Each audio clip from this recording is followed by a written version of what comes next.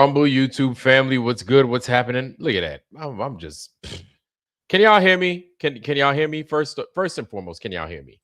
Can everybody hear me? Let's make sure that y'all can hear me first. Y'all can hear me? Testing. Y'all can see me? Okay. All right. Everybody, welcome. Ironwork 92,000. True Earth TWEDNESDAY. Why it's called TWEDNESDAY? Because it was supposed to be done before midnight tonight, but I had a whole bunch of stuff to take care of, and then here we are, right? Here we are on Tuesday, Wednesday. Excuse me. Right? Happy, I guess we missed the storm of the Guy Fawkes Day American style. Happy January 6th, which was like a couple hours ago, an hour ago. Yeah. So we're on January 7th right now. Happy American Guy Fawkes Day. It didn't work out as planned, I guess, but it is what it is, huh? Either way, first and foremost, let me greet the Foundry. JJ, what's happening, sir? Good to see you. Good to see you. JJ's here. Ryan S is here. Ryan S is in the Foundry. Good to see you, man. Lord Race is here. Good to see you, sir. Welcome, welcome. All right, all right. Yeah, man. Ooh, we got a full house. Jim Anus is here. Good to see you, Jim Anise. Welcome, sir. Welcome. Yeah. Yeah, man. All right, okay. We got decent. We got people. Centero's in the Foundry. Good to see you, Centero. Yeah. Good to see our brother Centero's here. And then as you guys stream on in here, y'all know what it is, man. I'm going to say what's up.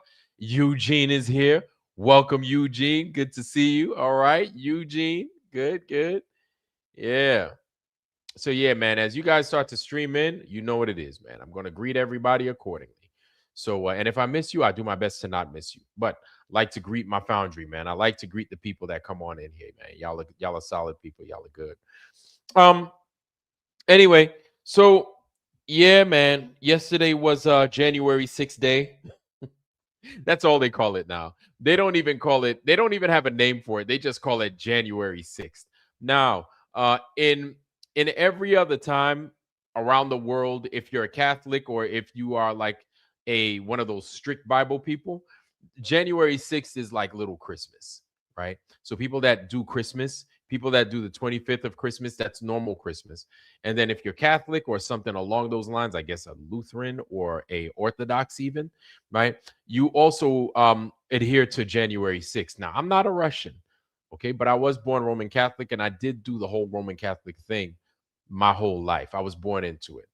Now, the Russians and the Greeks, right? Because you have a Russian Orthodoxy or Eastern Orthodoxy, and you have the Greek Orthodoxy, which I also think is an Eastern Orthodoxy. But they have Greek Orthodoxy, they have a Russian Orthodoxy. Now, with those Orthodoxy churches, these guys tend to follow a January 6th, but not the shit that we witnessed back in when it happened. You know what I'm saying? You know what I'm saying? Where them motherfuckers basically stormed the Bastille and they thought they were going to have their way with the nuts inside, but that shit didn't happen as planned. And, you know, it is what it is, man. People got busted and stuff. You didn't want to be the dude out there selling T-shirts or knishes or hot dogs or some shit. You know what I'm saying? Because if you would have been out there, all those phone numbers that they grouped up, they grouped everybody up. And they was like, what the fuck you was doing out there? Oh, what a time. What a time to be alive. What a time to be witness to these crazy things that are going down here in the United States, man. I tell you. So welcome everybody. Ida Hill, how you doing, girl? Good to see you, Ida Hill. Welcome, welcome. I tell you what, man. I just came from Strange World. And tonight it wasn't a show like I thought. It was fine. But we called in on Mark Sargent's show, which was fine. It was a good time, right? And while we were on there, you know, I just mentioned to Mark Sargent, you know, just look into interviewing different people, like not polarizing figures, but just different people. I mentioned a couple of people. What do you think? You know, because look, if I'll be honest with you, there are certain people that do things, I'd say, well, right? I am not perfect in how it's Orthodox Christian tradition. Okay, all right, Eugene. Thank you for correcting me on that. Thank you, I appreciate that. I am not Mr. Interview, right?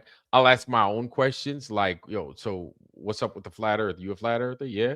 What got you there? This and that. Okay, cool. You like Transformers? I like Transformers. I don't like the Bayverse though. I do shit like that. But I don't want to leave it to myself. I'd like to leave it to the guys that tend to be good at it. And like guys like DJ Curious and Mark Sargent and them, they tend to be good at the interview type thing. You know what I'm saying? So kind of leave it to them.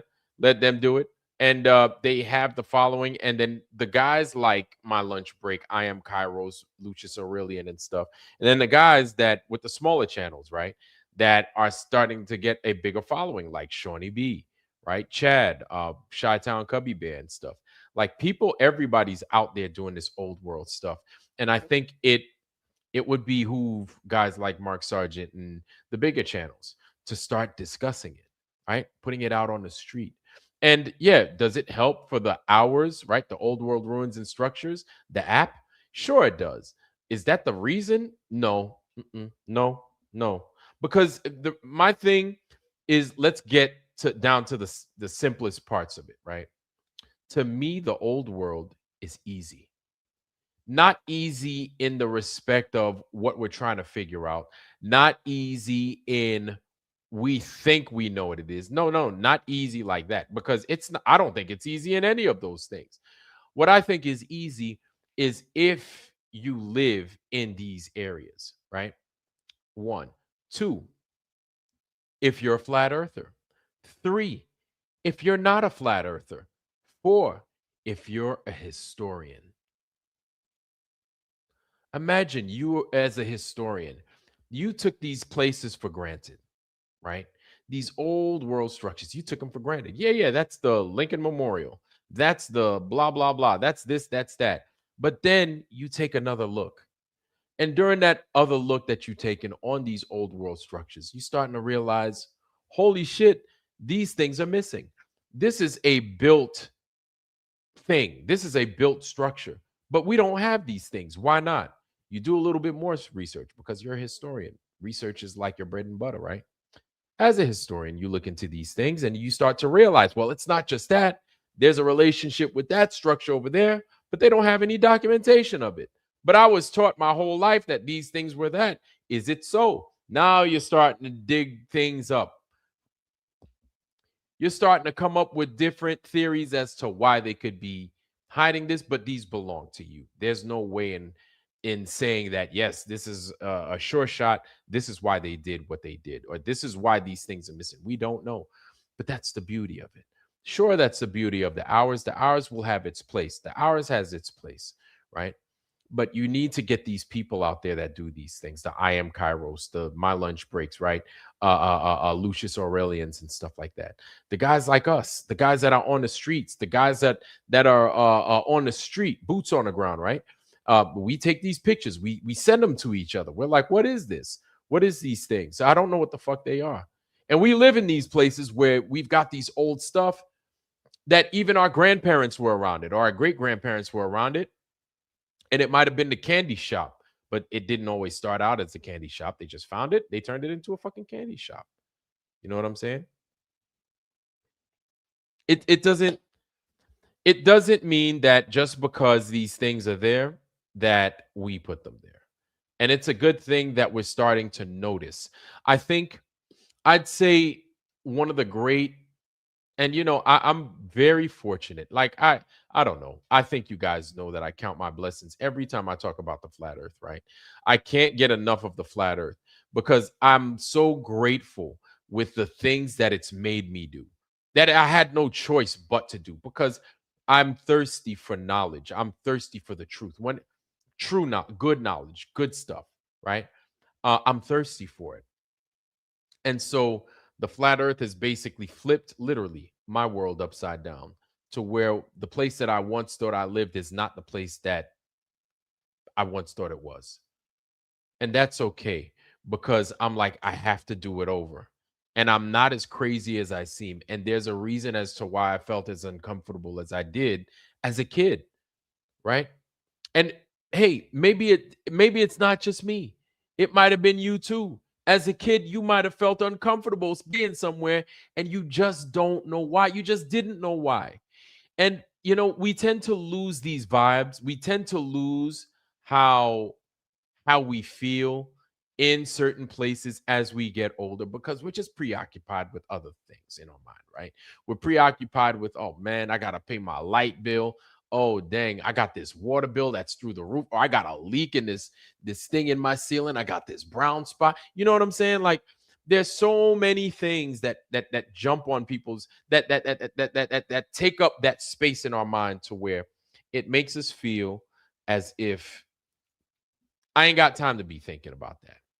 But when you see these things and you actually think you may start to understand these things, that's all they need. That's all they need. That's all the flat earth needs is all we need to do is get our foot in the door. Once we get our foot in the door, the rest is history. The rest is history. And it's amazing, right?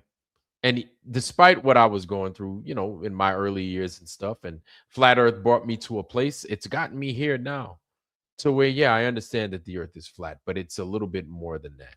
There must be some kind of relation between these old fucking structures that kind of resemble each other. And it's like I said, flat earthers are patternologists, right? We recognize patterns. When we see a pattern, it like instantly attracts us. So it's one of them things, and we recognize that here and I just call it the flat earth because it's like that's the glue that brings us all together, right? But when now it brings us to something, the sticking point of the old world, and it's like, wow, okay, what do we do here? Well, we don't know. But what we do know is that there's so many of these things. And even though many of us might be intrigued, many of us flat earthers, right? The message needs to get out. Okay.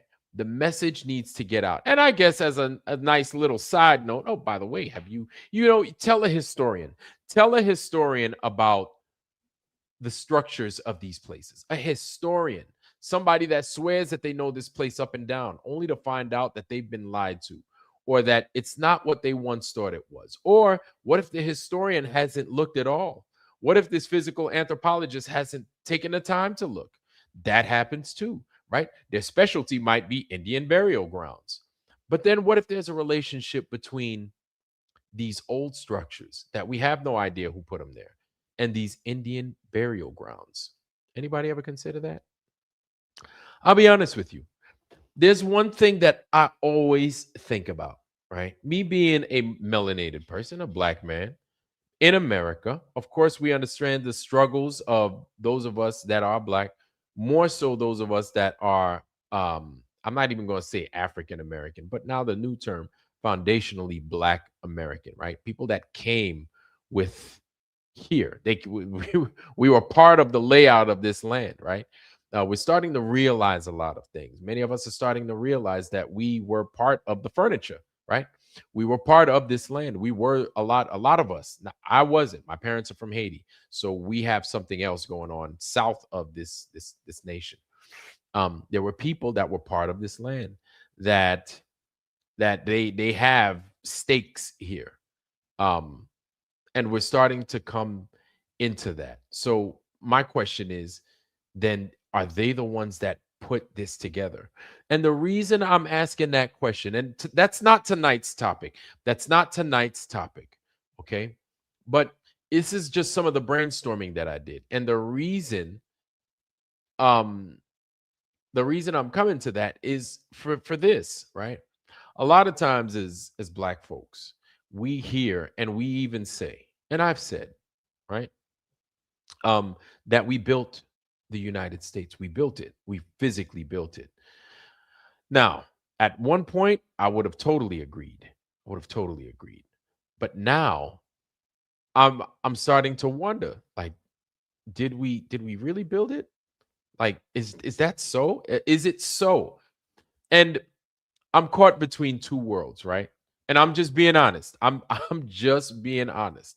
Now, you'd get a lot of black people that would jump down my throat and tell me I'm a fucking idiot, I'm a sellout, and everything else because of my narrative right now, and I'm fine with that. But these are one of those things When you come across something that a junction, you have to be honest with the evidence that we have before us. You have to be. Do we have blueprints of these places? If we don't have blueprints, then what do we go off of? Right? And then you have to remember that a lot of these places are similar to other places. So is it really us that put many of these? And I'm not saying we had no hand in putting some of these structures up, because I'm sure I know we did. Not even I'm sure. I know we did. But there are those structures that it's like, where the fuck did these things come from? We couldn't have possibly put them together. There's no way. There's no way that a human being put them together. And it's not to diminish the efforts and the work, the hard work of those that were forced into labor. It's not, I'm not saying that, but we have to come into the truth of what it is we have in front of us, what it is we have around us. And really, that's all it is. Whether you're willing to be honest and take a second look and instead of just taking the official narrative of, yeah, we built that. Yeah, we built that. And to me, that's a little bit weak, because we're taking credit for something that we're not so sure about. Like when you hear that, then you have to take a second look. You have to take a second look. Um, this is something that Santero and me and Harmon and everybody, we were talking about the other day. Um, and we kind of spoke about those that were in the Caribbean, right? The melanated people, the black people that was in the Caribbean. Many of the Caribbeans, Columbus stumbled upon there, and he basically damn near wiped them out. But when he got there, there were a bunch of Indians, what we call Indians, but they were Indo-ins. Indo. They were dark Indo, like Indonesia, where you got a bunch of dark ass motherfuckers over there, right? Indians, which are indigo people, right? Or indigenous people, indigo-ness people. They're a bunch of indigo people. They dark, a bunch of dark ass people, right? Just a bunch of dark ass people. And a lot of times it looked like it was Showtime at the Apollo. And what I mean by that, if you remember Showtime at the Apollo as a kid, starting out, it's Showtime at the Apollo tonight. All them ladies come out with the feathers and shit. A lot of these people had those feathers adorned on them and stuff like that.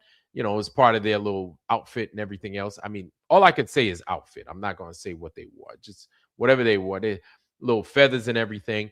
This was in the Americas, North American continent, South American continent, Middle Americas, the Caribbean, all that shit, right?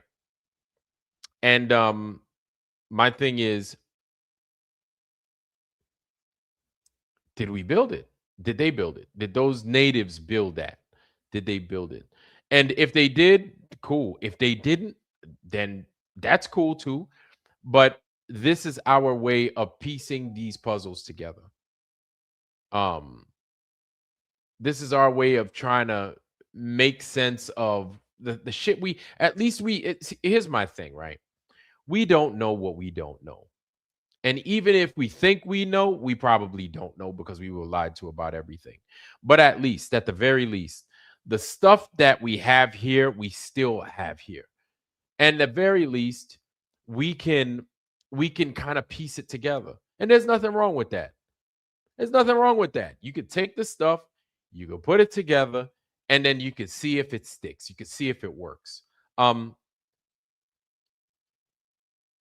well, the white man's devil. Well, there are people that out there that do be lying to us. Motherfuckers out there that lie to us. That lie to us. I mean, us, everybody. Y'all know black folks got lied to. Y'all know we got lied to. But while black folks got lied to, white people got lied to too. Right? Even though certain people might have gotten treated better, it doesn't matter. It's some people in their ignorance, because they didn't know, they were lied to. They were lied to too. Everybody got lied to. It sucks that it has to be that way, but that's the truth. At the end of the day, um, we need to figure some shit out. We need to figure something out, and we need to work together. We need to work with what we got. So basically, this is why I always say, get with your neighbors. Always, because your neighbors are readily available. Your neighbors are right there. They are literally right across the street. They are right next door. Get with your neighbors. Get with your neighborhood, right? take part in your neighborhood, get to know these motherfuckers. Like, I don't know, I don't know what the fuck's going to happen. But if something happens, at least you got somebody next door that you potentially know. So, like, don't get hung up on this, please. Like, because we all we got, man. Like, this is one thing. When I used to do my missions, right? Whether it was riding boats or out freaking flying, anytime we were up in the air, the guys would complain at each other. They'd complain. They'd be like, "Oh, I don't like this motherfucker. I don't like that motherfucker." And me, I liked everybody. You know what I'm saying? I got along. I got along so well with people. My trainer at the time would be like, "You're the mayor, Vlad. I'm going to call you the mayor. You're the mayor because you just try to get along with everybody." No, it's not that I try to get along with everybody. I was just cool with everybody. You know what I'm saying? I ain't give nobody no smoke, no hard time. It is what it is. But one thing I would tell my guys while I was on my inline, I would tell them, I'm like, dudes, listen, if this fucking bird goes down, because there were moments that were pretty fucking close, right? And there were concerns that we were like, what if this fucking bird goes down, right? The plane that I fly in. I was like, if the bird fucking goes down and we regroup, we are all we got. You got to realize that. So we are all we got. So love each other now for the next 15 hours. And then let's ride this motherfucker out so we could go to fuck home in one piece. You guys understand what it is I'm trying to say, right? And so I took that approach with everything that I did while I was in the military, for every mission that I took. My team, I was like, this is us, this is it. Whether we like it or not, this is what we got, and we need to fucking work together so we can go to fuck home in one piece and do the fuck shit that we were doing in the past, right? So we could go back to that shit. But right now is what we got, whether we like it or not. You have to take, it's unfortunate, but I mean, this is why our military is so fucking successful, right? Many people take that approach. This is all we have, and this is what we got to work with. You need to probably take the same approach. Unfortunately, I'm saying, I know a lot of y'all are like, fuck you, I'm not doing it, but maybe you have to, because really, we are all we got. You don't have to like it. You don't, none of that. You don't have to like it or nothing like that. That's what it is, right? We are all we have. That's the truth. That's what's true. That's what's real. I understand, man. There's that shit ain't nothing good. Ain't nothing good and perfect about this place, man. The time that you have here is your time. You need to do the right thing with your time, right? And take care of your family, take care of your kids. But we all we got. We are all we got. Us people, us in your neighborhood. I don't know who you are, trooper. I don't know who you are, but you and your neighbor is all you got. Something happened, that's what you got. That's what you're left with. And that's what you need to work with. Do the best with what you got, is what I'm saying. Anyway, saying all that to say, basically, yeah, interview you guys at Strange World, interview My Lunch Break, interview I Am Kairos, interview those guys, the Lucius Aurelians and stuff. Now, as far as My Lunch Break is, um, as far as My Lunch Break is concerned, uh, I don't even know if he does those videos himself. Now, I'm not taking away from his craft, because everybody likes My Lunch Break, right? Um, but I don't know if My Lunch Break is doing that, or if he's gotten AI to do his material. It Because now it's starting to sound a little bit repetitive, even though the material is different. It sounds the same. It's got the same tone to it. It's not like me, where I got my style of doing things and I got my way of, I've got my own flavor. Nah, it just sounds the same. It just sounds the same with My Lunch Break. So but I'm not taking away from his work. Like, everybody loves My Lunch Break. He's got some amazing stuff, very insightful. So there are a few channels. There's My Lunch Break. There's I Am Kairos. There is Lucius Aurelian. There's the Mysterious S. There's Shawnee B. There's Chad now, right? Chi-Town Cubby Bear is always making stuff. Now he's got his own. He's taking a lot of pictures. Chi-Town Cubby Bear is in a place to where there's a lot of old world stuff. So definitely sub to Chi-Town Cubby Bear as well. And guys, if you have a channel in here, please don't wait on me. Drop your channel in here so everybody's got access to it, please. Okay. Please drop your stuff in here. Drop your link in here. Do not wait on me. That should be the first thing that you guys go to as soon as you come in here. Do not wait on Vlad to tell you to drop your stuff in here. Just drop it in here. Right? So, there's some good stuff with those guys. Now, just because they have good stuff, of course, not even just because they have good stuff, it doesn't mean that they don't have AI kind of helping them deliver the stuff. Either way, what those guys have, I love it. It's not like I'm giving a shit sandwich with what I'm talking about. Okay. So these guys are solid. I like them. But yeah, Mark Sargent, please, if you would, I know you took it on board and you considered it, but yeah, man, I think that would be good to kind of tie it all in. David Weiss, I understand, has good contacts with those guys. The I Am Kairoses, My Lunch Break is the big one. My Lunch Break is like the really big one that a lot of people are familiar with. But you have the Lucius Aurelians as well, and I really like him. I really like I Am Kairos. I've mentioned these guys a dozen times already. I need to stop kissing their ass like that, but it's good stuff. Another good one, if you guys aren't familiar with him, is Jimmy Corsetti. DJ Curious mentioned him earlier. Is DJ Corsetti's Bright Insights, and DJ Corsetti is not a flat earther, right? He thinks this place is a globe through and through, for sure, and it's cool. But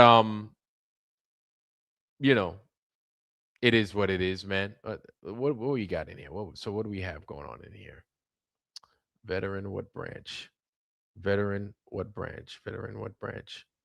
Veteran. Oh, you can't see? Submarines. I'm a Navy vet. I don't know if you're talking to me. Yeah, I'm a Navy vet. You want to see my paperwork? Oh, you're a fucking troll. We got a troll in here. That's what it is. Yeah, I'm a Navy guy. Please don't be a troll. If you're really an Army person, then be an Army person. But I'm a Navy guy. Yeah. Don't be a troll. Please don't be. Yeah, I'm legit, dude. You got a lot of vets in here. I'm not the only one. You got a lot of vets in here. So I don't look, guys, I don't know if Mark Sargent is a piss drinker. No. You're not asking, you're starting shit. It looks like Eddie Viquez, VQZ. No, I'm seriously a vet. Like I wouldn't just wear some shit if I'm not it.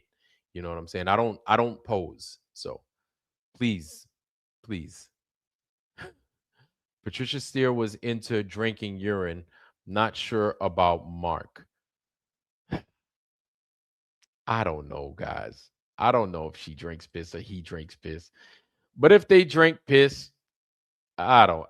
Look, I'm not saying, listen, I don't know if these guys drink piss. I don't know if these guys drink piss. Guys, don't go out there saying this stuff if you don't know if these guys drink piss or not. You don't know if that stuff, if she's a piss drinker or he's a piss drinker. On David Weiss confirmed it on Flatsoid's live stream. Oh man. Are you sure that he drinks piss? Are you sure? This is not something that you'd find in the Bible. Drinking piss? I'm not sure. You can't have both. Hey, thank you, Harmon. I appreciate you, brother. Harmon holding it down on the Rumble side. Much appreciated. Okay, Patty Steer. Patty tried to steer me towards the final experiment. Yeah. So Mark Sargent brings up a really good point in them, where she just bailed her and Robbie Davidson. I think that was the guy for the Truth Channel. They just both left at the same time. It was just, it took everybody by surprise. It took everybody by surprise, but It is what it is. I'll be honest with you. Like, I'm not too familiar with Patricia Steer, and I'm not too familiar with Robbie Davidson. Like, many of you guys are like flat earthers since before I was a flat earther. And when I started to come into the flat earth, I was very like, I'm still a baby flat earther, I think. Right. I don't have as many years under my belt, like hardcore flat earthing, like many of you guys here in the foundry do. That's real. That's real.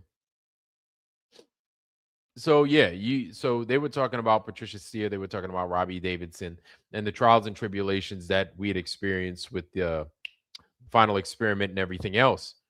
And yeah, Robbie, I don't know what to tell y'all, man. I don't know what to tell y'all. Here's the thing, man. Like, I understand that you have people out there that I wouldn't even say look up to, but we admire their work. Um, my thing is the information that we get, right? Once you see this place for what it is, like, it's okay to like people, and it's all right to enjoy people's content, but don't rely on it too heavy. You know what I'm saying? Cuz man, fucking disappointment is like dessert. You always want to make room for that shit. You get it?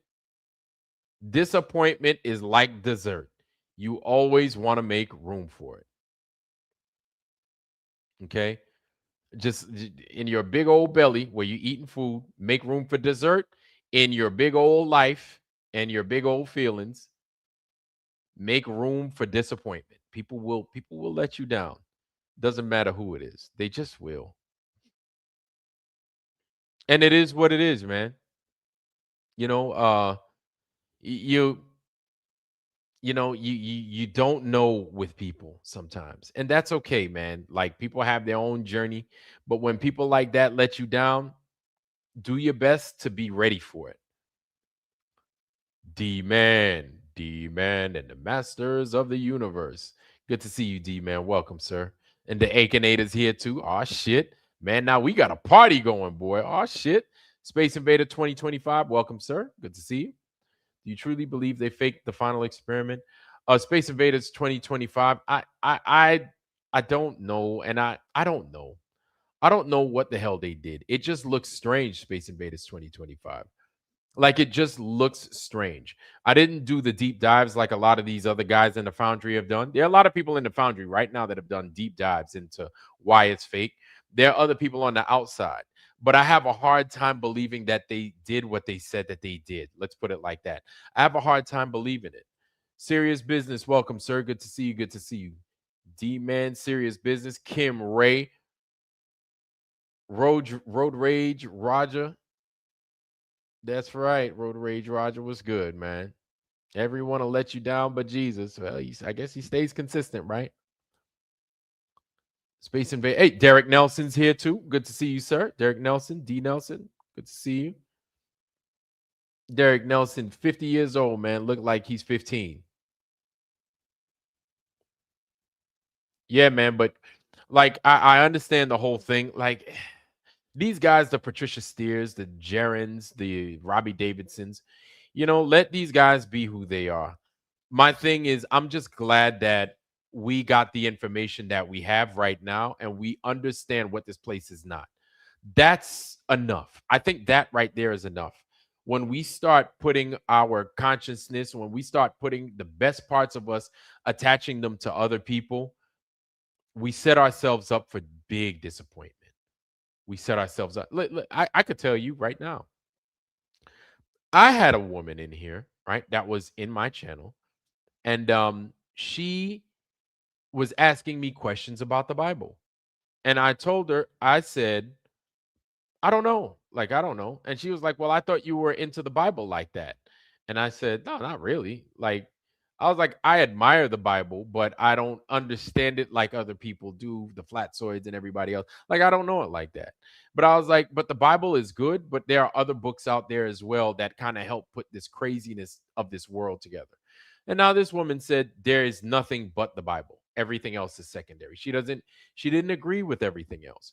And I said, well, I don't agree either. I don't agree with your sentiment, but that's okay. That's fine.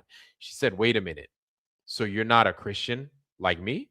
And I'm like, I don't, I know I'm not a Christian. Like I'll be the first one to tell you I'm not. You know what I'm saying? I don't listen. I am not. Okay. I cuss. I drink. I fornicate. I do all the things a Christian is not supposed to do. So then why would I sit here and lie to everybody's face and tell you that I'm a Christian? I'm not going to do that. So I do the things Christians aren't supposed to do, right? I do all the bad stuff, all the bad stuff. Add cheese on it and then some. Okay. I do my best to live within the bounds of being good. I do, but I'm not going to sit here and lie to you. So it is what it is. And so at that point she was like, then I'm going to unsub. And I said, hey, you're at liberty to do as you wish. If you want to unsub because I don't follow like you follow, and that's okay, that's all right. She was all at that point she was disappointed. You know what I'm saying? She had her way and she had her direction. And I said, I'm cool with that. Like I didn't hold back. I didn't try to say, no, no, no, I'll be a better guy. I'll be a Christian. I'll do this, I'll do that. But then nah, it was just she didn't want it. I was like, okay, I'm not for everybody, and that's okay. I would imagine that Patricia Steer was not for everybody, and neither was Robbie Davidson or Jaron, right? But for the people that they were for those guys, that really looked up to those guys, the heartache that they must have experienced when they saw that they went and turned to a ball all at the same time, and they hurt so many people, and they said that the flat earth, they basically they pissed all over your heart. All that pee they were drinking, a lot of that pee that they spilt all over your hearts, right? I didn't feel any of it because I didn't know them, number one, and number two, I didn't have any care in the world. I was like, oh well, that sucks. I kind of spoke about it because I knew that they had more prominent names in the flat earth community. And this isn't me talking shit about them, not at all, but this is just me talking about what happened, what went down, and just a sentiment from a lot of people. Man, not everybody, but just enough people. People were upset with them. People made fun of them, and that's natural. But all in all, people were still disappointed. People were disappointed in them, and I don't know what to tell you, man, other than expect people to disappoint you. You have breath in your body, you have this life, and if you're healthy and you have more days to come, God willing, expect to be disappointed. Expect to be disappointed at every turn. You can't. You know how many times I've disappointed my parents. Despite all the good things I've done in this life, I've disappointed my parents. And you guys know how it is, right? Where you've disappointed your parents, and your parents are like, they look at you, and your parents are that type of parent to whoop your ass, to put some hands on you, right? They just look at you. They're like, man, I don't even want to whoop your ass. I'm so disappointed in you. And you're like, oh, damn. For real? You that mad? Why don't you just whoop my ass instead? That's better. And then they're like, or, even with my own child and my own kids, it's just like, oof, you could have done better. Right? They know that sting I'm of what I'm feeling. They know. But, you redeem yourself as kids and family and everything else. That's our blood. But when it's not your blood, when these guys disappoint you, it's hard to come back from that. When they let you down, it's hard to come back from that. Oh, Patricia Steer. Yeah, Patricia Steer and Robbie Davidson. And anytime we speak of those two names simultaneously, for the most part, everybody knows what the hell it is we talking about. And we're talking about that cease and desist letters. Basically, leave me the fuck alone. I'm out the flat earth. You guys are liars. You guys are full of shit. What can we say? What can we say other than curses? You know what I'm saying? Like they used to say in the cartoons. True History Channel. How you doing, family? Good to see you, man. Good to see you. True History Channel. Okay. I don't know if you have a channel or not, True History Channel, but if you do, man, go ahead and drop your link in here and welcome. Welcome to the show. Yeah, they must have, and this is the this is the part about being a truther, a flat earther, and everything else, is when you get into this community. Listen, for anybody that's new, like, you should tell the truth in all things. But when you are here, when you are in this community, stay true. You just want to stay true. You just want to be true with it. That's all. Just be honest. You don't want to sit there, make shit up. You don't want to sit there. You don't want to lie to people. You don't. Not in this community. Not here. Not here. Not here. Not here. Just stay true to your shit. And if you don't know some shit, you just don't fucking know. And if you can't do something, you just can't do it. And it's okay. Or if you don't, if you're not strong on something, that's okay. And if you try to talk about it and you say you're not strong in it, that's okay too. We're not going to be perfect. We're not always going to be right. But the last thing you want to do is fake it. Don't do that. Don't fake it. Don't lie. The truth is what makes this community, right? The truth community, the flat earth community. This is where we draw our strength. This is what makes us impermeable. It's the truth. And you're going to have people trying to inject lies in it. As long as you are operating from the perspective of truth, and you are giving it honestly, and you're not trying to be deceitful, and you're being straight up, you will not fail. You cannot lose. You just can't. You can't. Even if you may not win now, you cannot lose overall. You may lose the battle, but you won't lose the war. You can't lose the war. It's not possible. It's just not possible. You understand what I'm saying? And basically what I mean by that is this, is that with these things like these buildings, whoever built them, stone doesn't lie. Stone is stone. Unless you destroy it and you erase it and it's no longer there, truth will be there. Truth will remain. Truth will remain. Truth will always remain. Just like, for the most part, stone that isn't tampered with.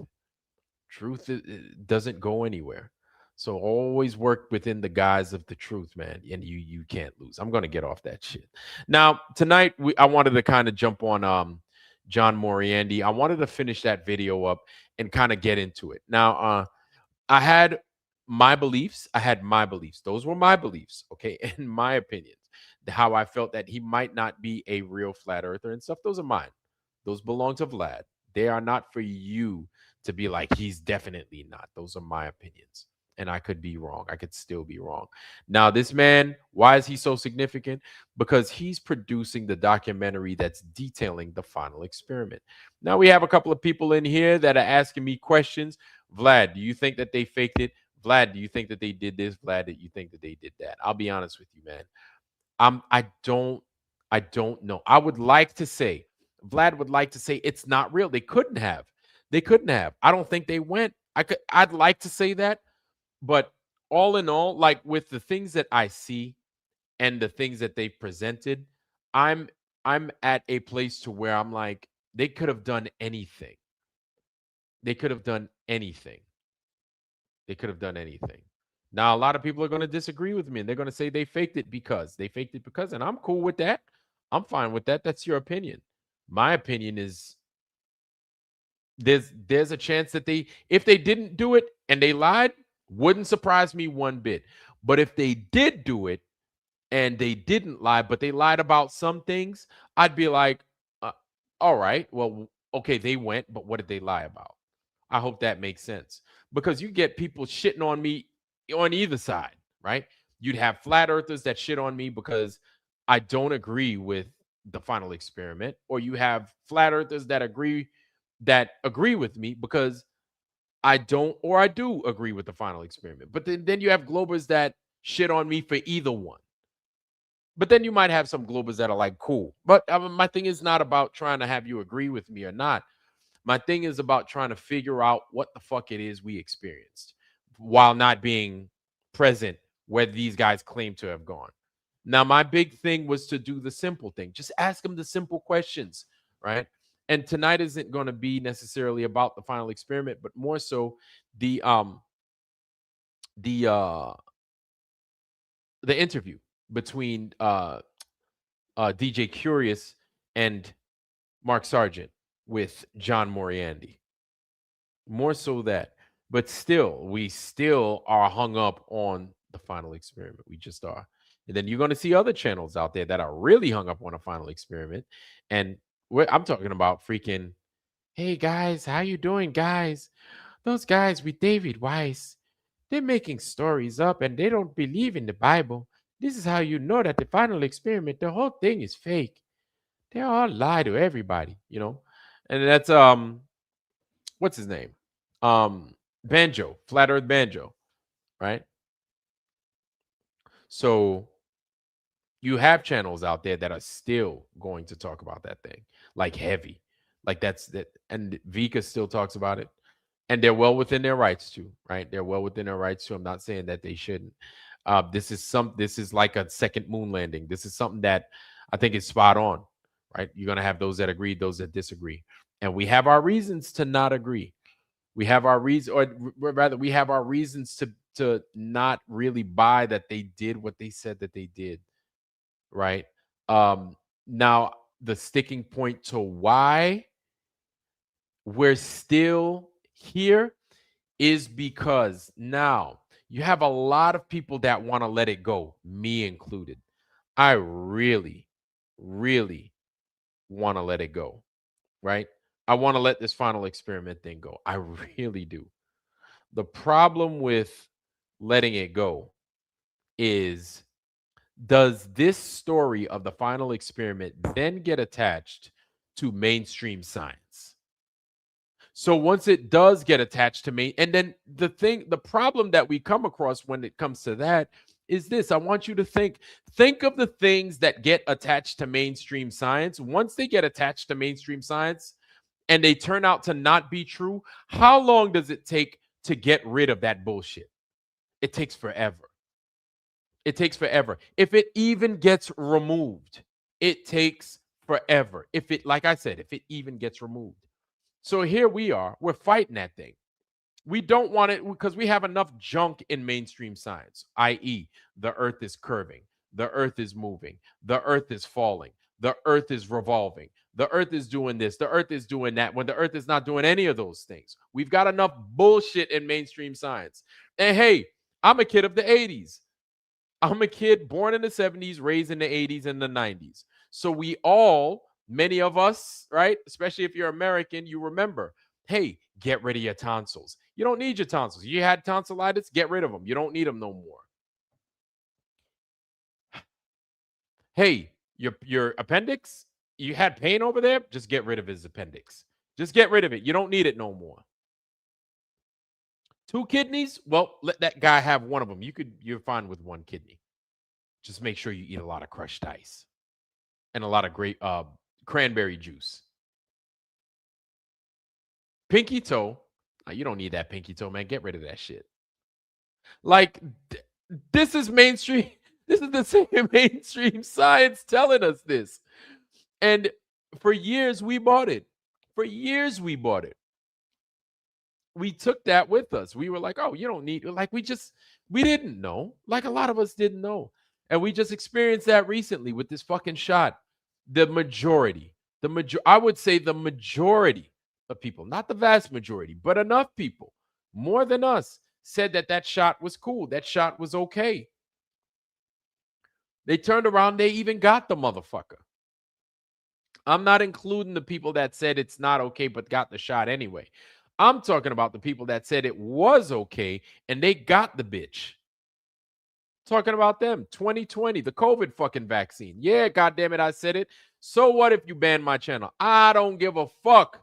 More people need to say COVID vaccine and it's fucked up. And you guys tried to kill us, or you guys put some bullshit in us that were totally against our will. I'll say it, goddamn it, till the goddamn cows come home. You could like it or not, motherfucker. I don't give a fuck. I think everybody needs to goddamn say that shit. You know I'm fucking right. Say it, goddamn it. That thing was all fucked up, and they know it was. So we have things like that. We have those things happening still.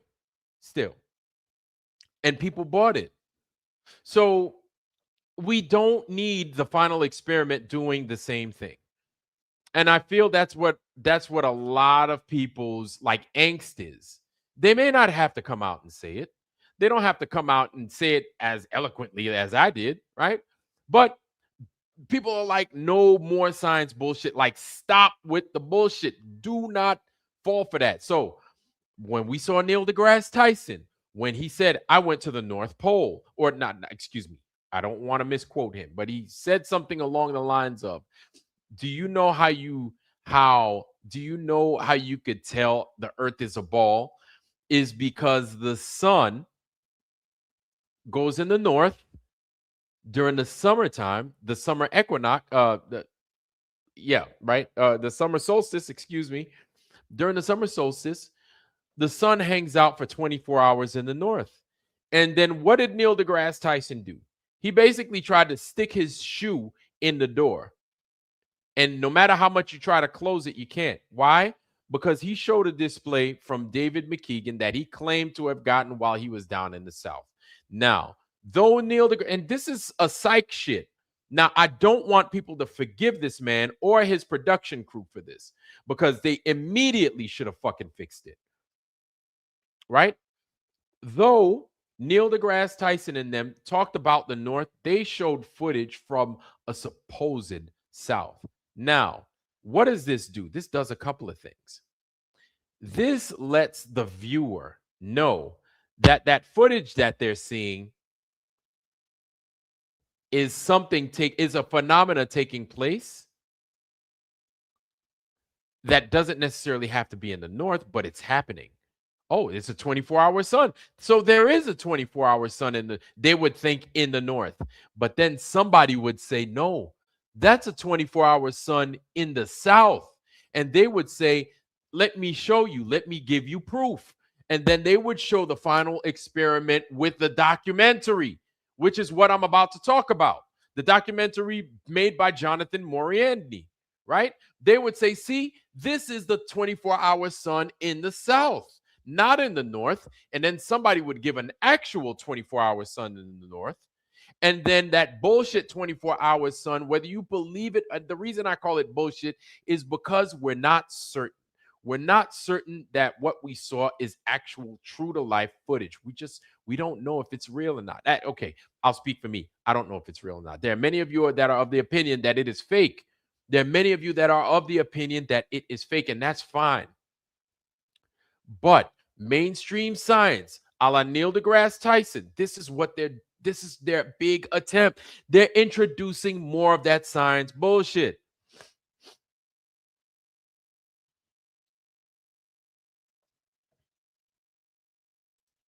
Vlad, I looked at the sun up and down times when they were there. It did its normal circuit. Okay. Whatever. Fine. All I know is that there's a lot of pushback with it. And I did notice that error. I noticed that error. And I just know people. I'm not saying that I'm right, but I know people. And if you've been around people enough, if you've worked with the public enough, if you've worked with a lot of people, a lot of different people from a lot of different walks of life, same walk of life, people are fucking people. People are people, right? And for a lot of the time, we follow the same script. It is what it is. It just is. And so a lot of people could very well fall for that. Now, I don't know if the sun did squash. The sun did turn into a squash at the top and a squash at the bottom. And then on the way down, it looked like a fucking little football, right? It did that. Like we saw it. You're not going to tell me otherwise. Nowhere have we ever seen the sun do that. That's what stuck with me. That's what stuck with me. Right? But either way, people are going to see that, say that's the North Pole because Neil deGrasse Tyson said it was. Some other scientists would be like, that is not the North Pole, that's the South Pole. And now, you know what they have? They have a 24-hour sun in the North, they have a 24-hour sun in the South. And this is the narrative science is going to fucking go with. And then we lose a fucking again. We lose again. We lose again. And so this is why there's so much pushback with the final experiment. This is why there's so much infighting in the flat earth community. Now, me, I'll be honest with you. I'll be real with you. I could almost care less if the sun did do a 24-hour thing in the South or if it didn't. I could care less, but my thing is the lie.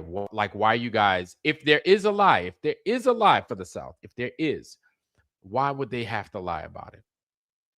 That would be my thing. Like, they're now it's people that are basically parallel to us. They are not scientists. They are a bunch of just regular Joes, right? One of them that are real good with a camera, David McKeegan.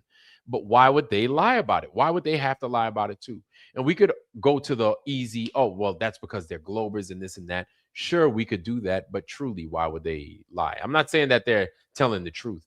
I'm like, but well, why would they make it up? Why are they fucking doing this to us too? Um, and so it's a crazy place to be in.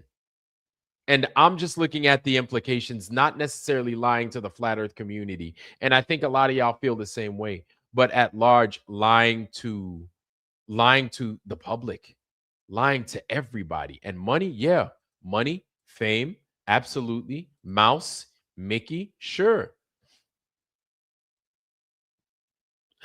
Mouse. Mouse. KIC channel. He said it looks squashed because of the firmament, and they show this too on a smaller model using a dome and the light squishes. Okay. Hey, man. Like, listen, Vlad thinks that there is a firmament out there. That's what Vlad thinks. That's what I believe, but I could be wrong. I'm ready to be wrong. But this is my belief. But do I know that for certain? I don't. I just saw a video on guys that were down in Antarctica and they were breathing out and everything smoked. Everything smoked. Now, why did what's his name? Not McToon, the redheaded guy. Why did Witsit come out, say, "What's up now, bro?" Breathe out his little vape and then couldn't breathe out nothing after that? Why did he fake that? Why did he have to lie about that?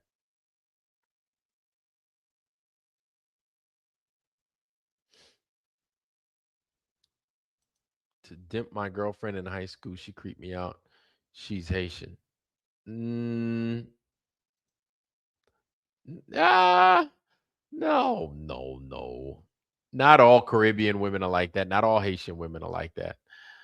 Not all Caribbean women are like that. Not all Haitian women are like that. So, yeah, man. Just think about it. Just consider these things. Consider this interview that we're gonna go ahead and we're gonna burn right now. I talked too much. I talked enough, right? We're gonna go ahead and we're gonna let these guys ride out with the interview, the Jonathan Mariande interview, where they discuss how he's gonna go ahead and he's gonna make the globe and the flat earth look with this documentary that he's producing. So without further ado, more of the Strange World personnel along with Jonathan Mariande, y'all. Let me shut my mouth and let these guys do the talking. With documentaries, you're asking a question. You want to present what you believe. You want to do your best to present multiple angles, and I think what kind of parlaying it to what attracted me throughout the process of this film, it's the content of Will Duffy's character, which he said to me on the first call. It's important that people know you're a flat earther and that you are doing this because they've been burned so many times. And as I was meeting Austin and Jaron, and they were curious about my knowledge of flat earth, if I was aware of them, which I wasn't in the community. I wasn't watching the debates and things.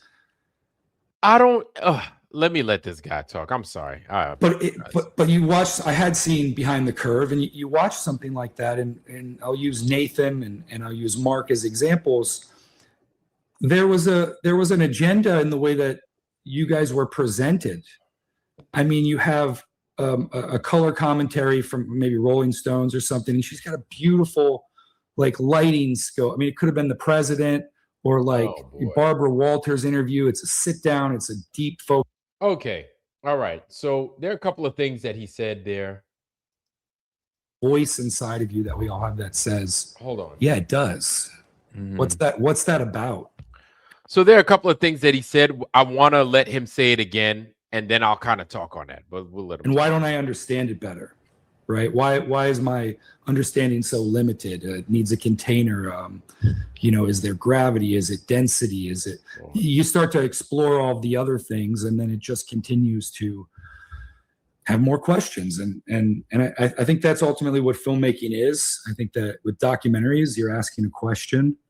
You want to present what you believe. You want to do your best to present multiple angles. And I think what kind of parlaying it to what attracted me throughout the process of this film, it's the content of Will Duffy's character, which he said to me on the first call. It's important that people know you're a flat earther and that you are doing this because they've been burned so many times. And as I was meeting Austin and Jaron, and they were curious about my knowledge of flat earth, if I was aware of them, which I wasn't in the community. I wasn't watching the debates and things. But you watched, I had seen Behind the Curve, and you watch something like that, and I'll use Nathan and I'll use Mark as examples. Okay, so listen. Maybe it's just me. Not like I said, man, people are different. Everybody's got their own different thing. A real flat earther. How? Like, my question is, how, if you're a real flat earther? There are a couple of things. So one, we'll address two things. How he said, Will Duffy said, I want them to know that you're a flat earther. I want them to know that. We'll address that, okay? Because he did say that. He said that that's what Will Duffy said.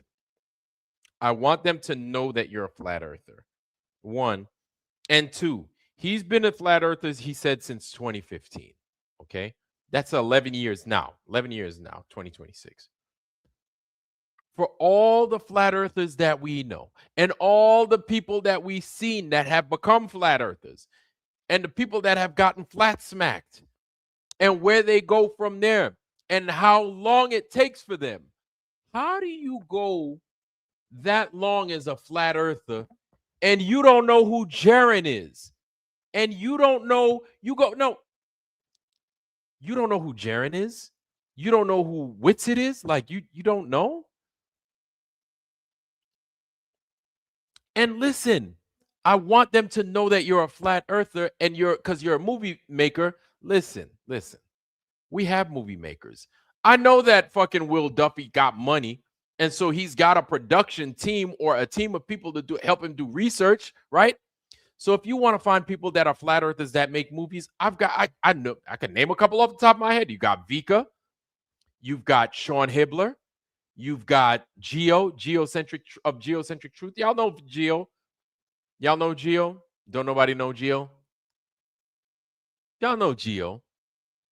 Hey, bro, what's up, man? Vlad, bro.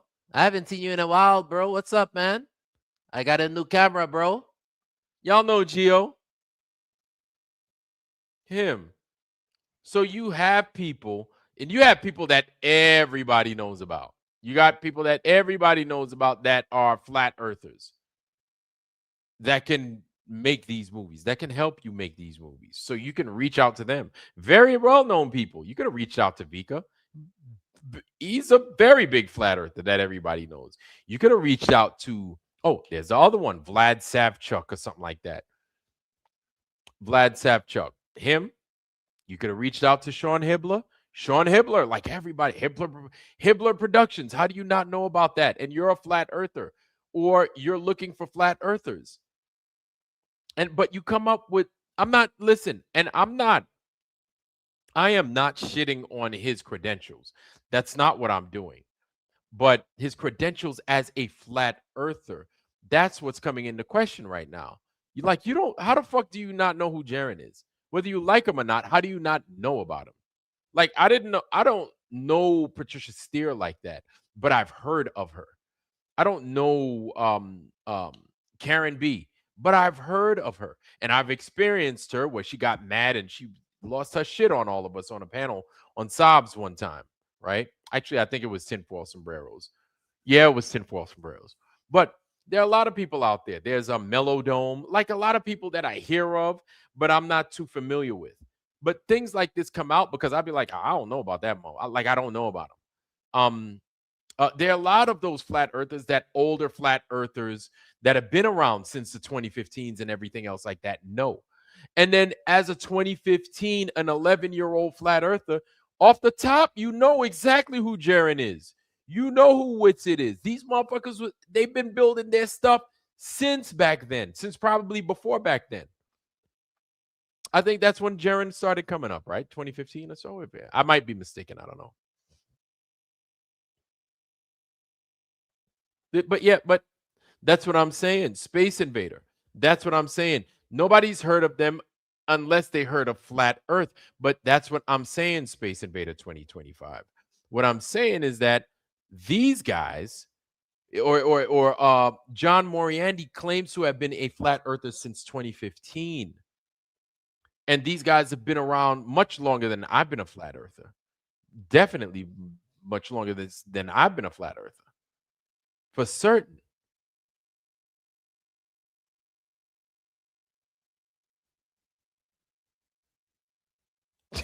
What? Oh, Lord have mercy. You guys are too much.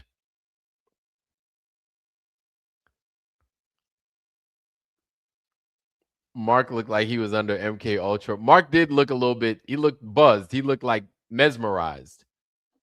Mark does look mesmerized sometimes. He opens his eyes as an extra set of ears. Mark's eyes be big than a motherfucker when he's listening to these interviews. He's like this. Chi-Town Cubby Bear, what's good, man? Good to see you. Anonymous, welcome, Anonymous. Good to see you too, man. RG's in the foundry, y'all. RG, good to see you, RG. Welcome, welcome.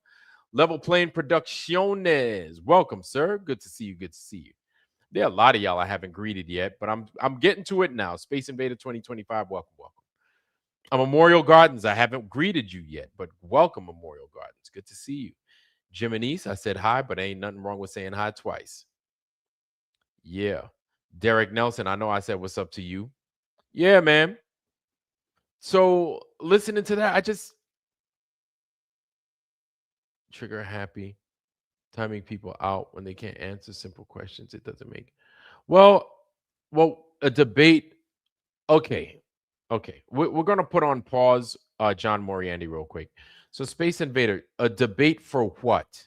A debate for what? Space Invader 2025. A debate for what? Yeah, you must be new around these parts.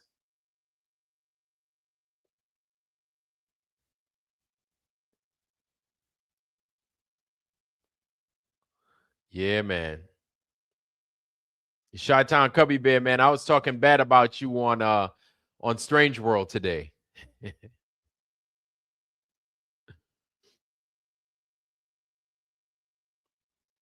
Yeah, man. Chi-Town Cubby Bear, if y'all haven't subbed to his channel, sub to him.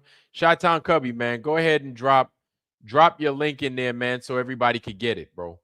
Y'all sub to Chi-Town Cubby Bear.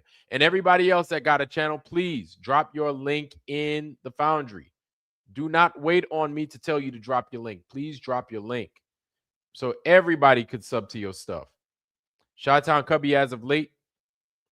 Oh no, you didn't do nothing, man. I was just telling everybody that you've been on the street as of recent, and you've been like taking pictures of these structures, these old world structures, and you've been doing an amazing job, man.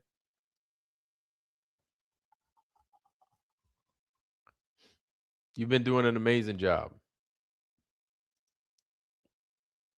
I couldn't find a video, but here's a channel for Kingdom in Context, where on his channel in the 24-hour sun is the 24-hour sun flat earth model. Yeah. Mad Mac has it. Okay. Want to come. I need a better camera. Hey, listen, when you have your phone, that's all you need. That's all you need, really, is your phone and a way for people to get to where it is you've got that footage from. You know what I'm saying? That's all you need. That's all you need. If you want to get a better camera, hey, man, that's all on you. But as long as you put that information out there to everybody, that's all we need.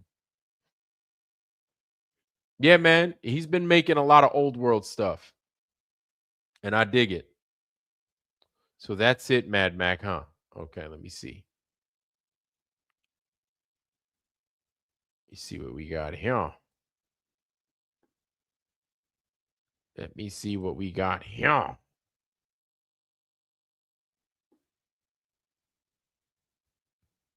Okay. All right. We got this dude right here. Who's this lady right here? Oh, who's this dude right here? That head big than a motherfucker. His head, this dude got a long head. Hold on, y'all. I'm gonna show this. Hey, I got what you just dropped in there. 101 Mad Mac, how you doing, sir? Welcome, by the way. I didn't greet you yet.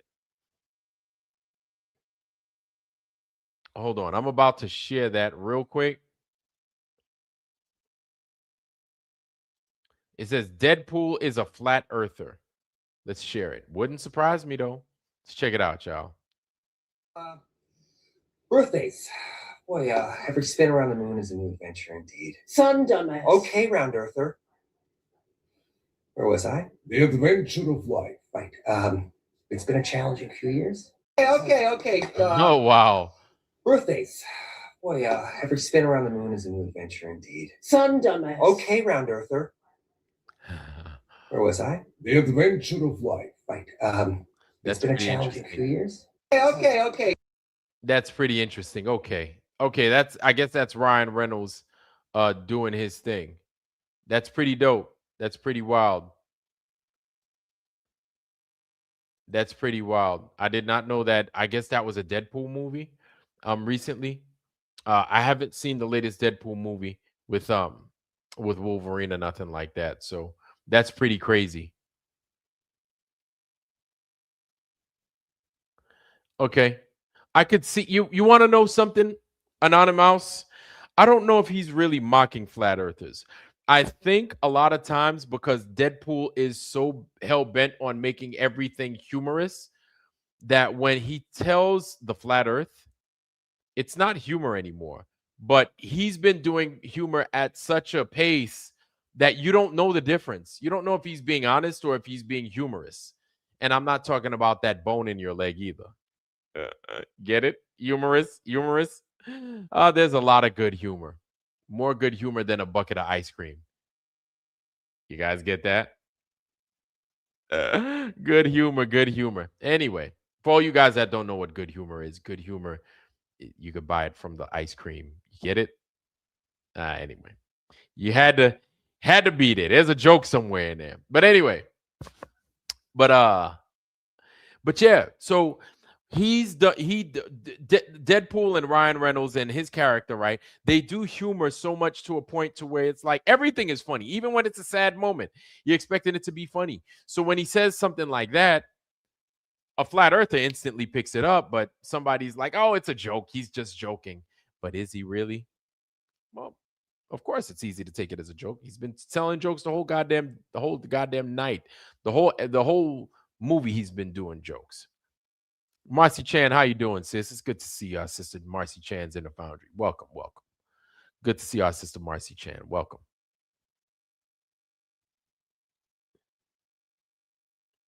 Oh, snap. Marcy Chan, good morning. My God, Marcy, where are you?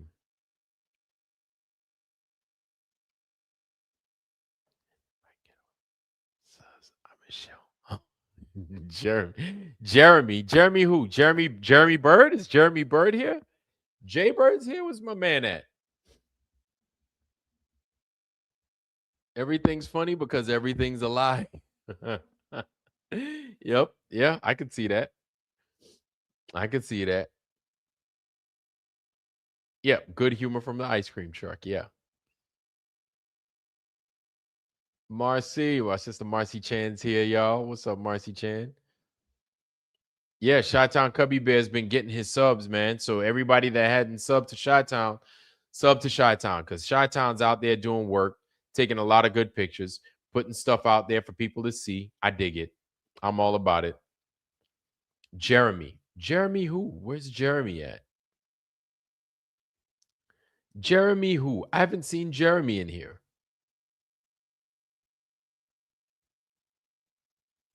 Jeremy who? Country Club and Coke. Welcome, welcome. Oh, Jaybird. Jaybird is here. Jaybird, man, where you at? I haven't seen you in here. Where you at, Jaybird?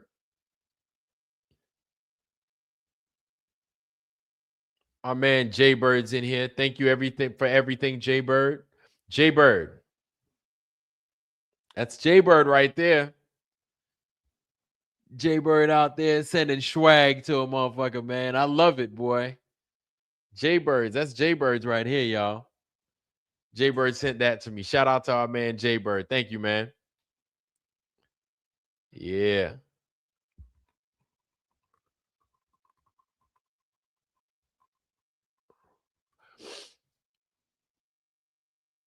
Well, Country Club and Coke, I can already tell that you are not a flat earther and you are in here to fuck with us.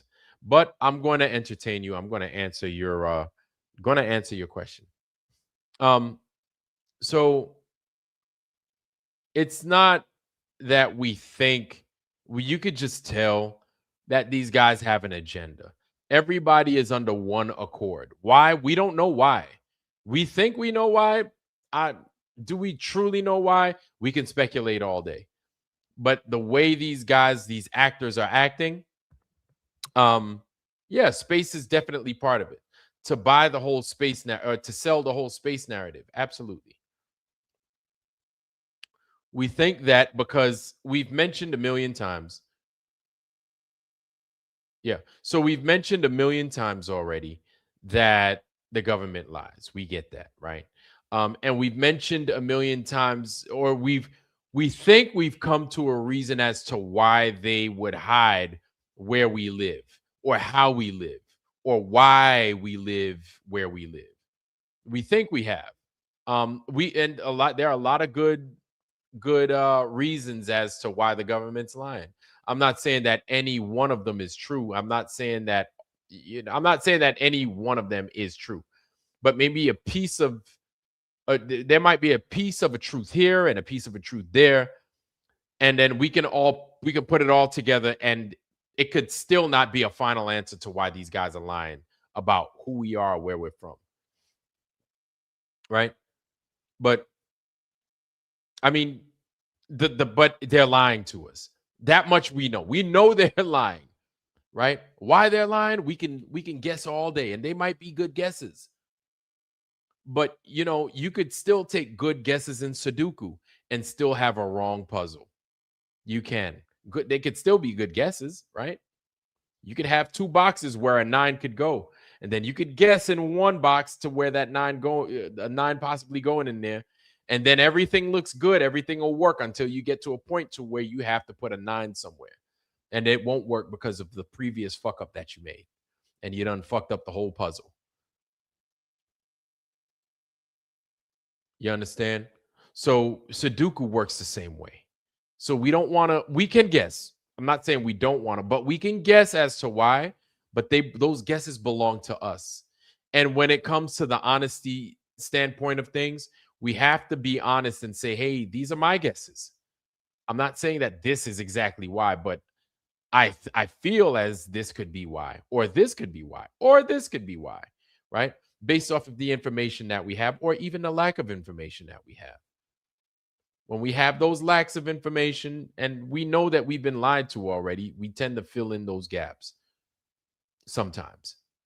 But a lot of times we still remember that that's not for certain. So we do know that this place isn't curving. That's like a lot right there. Not saying that, and that's enough for a lot of people. This place isn't curving. The planes aren't doing what these guys said they're supposed to do. They're just not. The bullets aren't doing what they're supposed to be doing based off of the globe Earth. They're just not. Like, these are the easy things that you can prove or not prove, you know? So with this evidence in front of us, like, we don't like having to just call a person a liar. But after coming into the flat earth, we are more prone to calling people liars.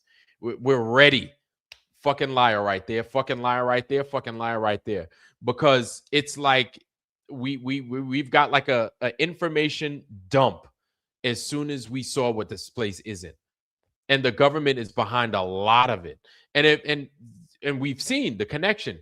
If one government is following it, and the other government is following it, and the other government is following it, and all those other governments are following that script, they're all fucking lying. You can't have both. Or like Flats would say, you can't have both. You can't have both. You know what I'm saying? You can't do both.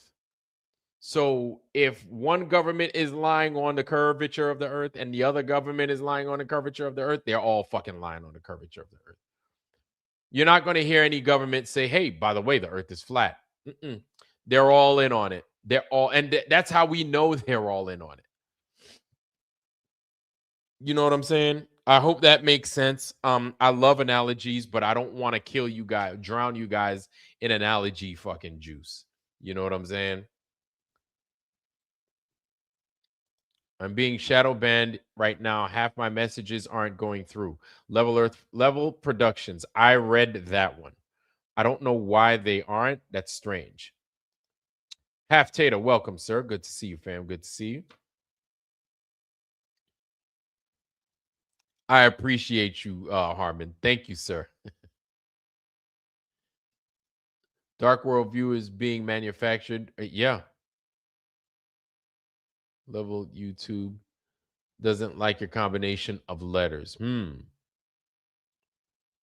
Yeah, not moving. None of that.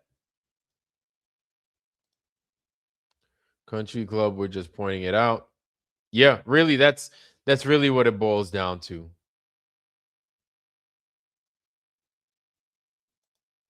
We know they lied about going to the right. So and like I said, I've said this millions of times. You got your little flat Earth kit. The moon landing is definitely part of it. The moon landing, 9/11, Gulf of Tonkin, you name it. So with older generations tend to have a lot more ammo as to why the government lies. There's so many things, like there are things that Harmon has experienced. Harmon is an older guy, a flat earth outlaw, Harmon 59, right? You guys will see him in the chat. He has experienced a lot more things than I might have experienced, right? He's an older guy. He's like got me by 20 years. Sorry, Harmon, right? And then you have people like Saab that's around the same age as Harmon, but not like some of us like 40-year-olds. And for all the 20-year-olds in here, you're not going to have the same experiences as we have or seen the bullshit that we had to deal with when we were your age or when we were in our 30s. And then there might be things that you're experiencing in your 20s that maybe we might not be familiar with because we're still hung up on things that we've experienced already in our lives, including the flat earth. You know what I'm saying? So you might start seeing things, but the older the generations are when it comes to the conspiracy theories, the longer the line of bullshit is to point out because they can remind us. These things are important, is for the older generations to remind us of things because listen, you can't rely on the news, or you can't rely on media, or you can't rely on the government to give you their fuck ups, to tell you where they bullshit you. You can't rely on them because they're never going to tell you the truth. They just won't.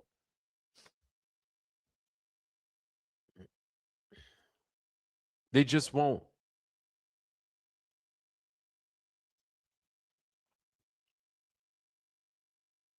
And the father of it. Yep.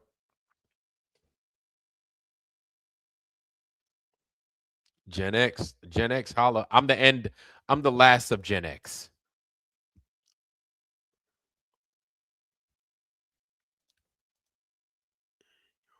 Different things. Yeah. Right. And so it's crazy how, And like I've said before, okay, I read you. And like I've said before, like these guys,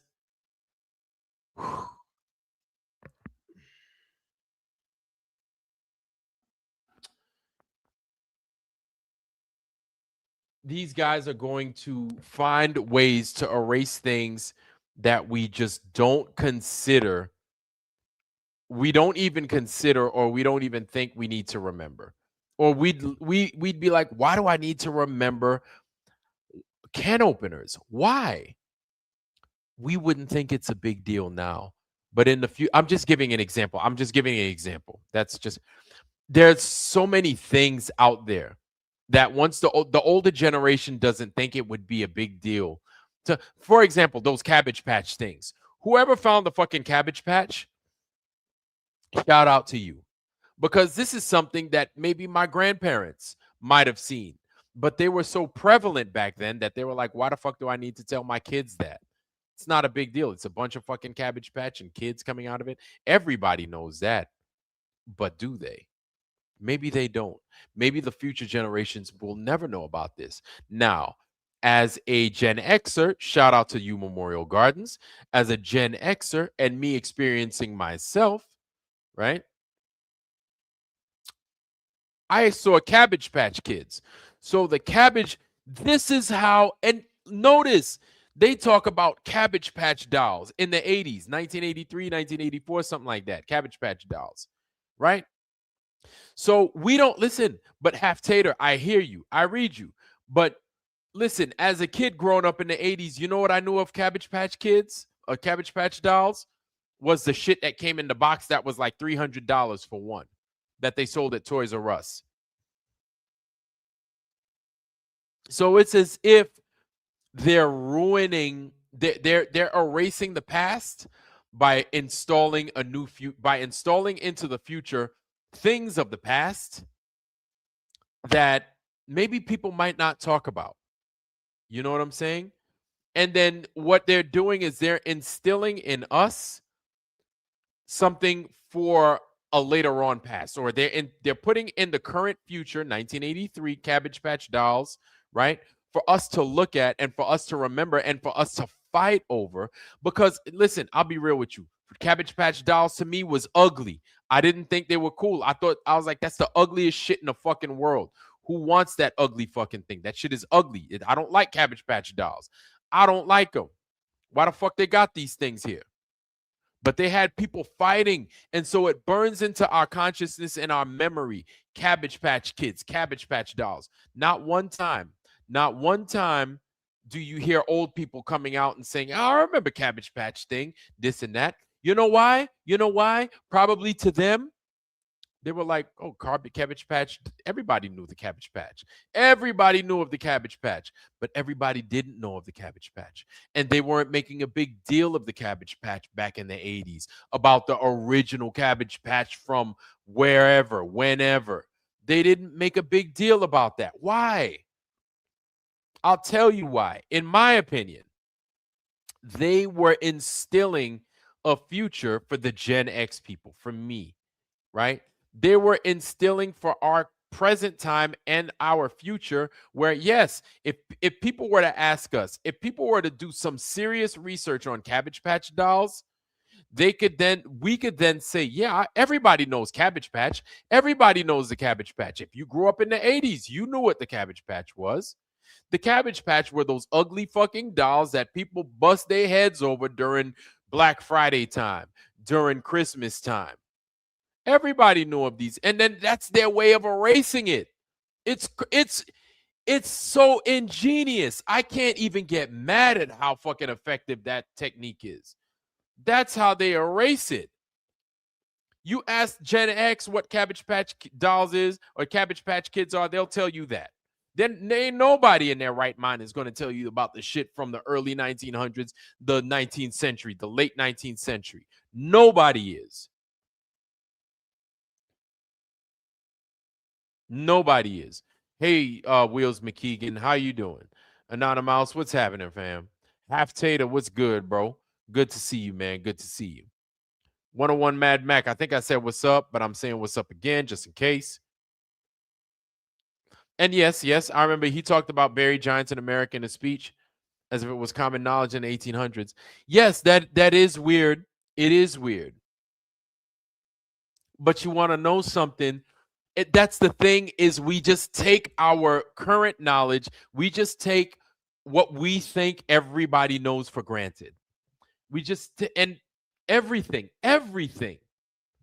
It's crazy, man. It's crazy. Just the things that we experience, we're like, oh, everybody knows this. Everybody might not know that. And then everybody might not pass that down to their kids. And so they're banking on this lack of passed down information, because that's part of how they burn the books. That's part of how they get rid of this information. It's crazy. It's crazy.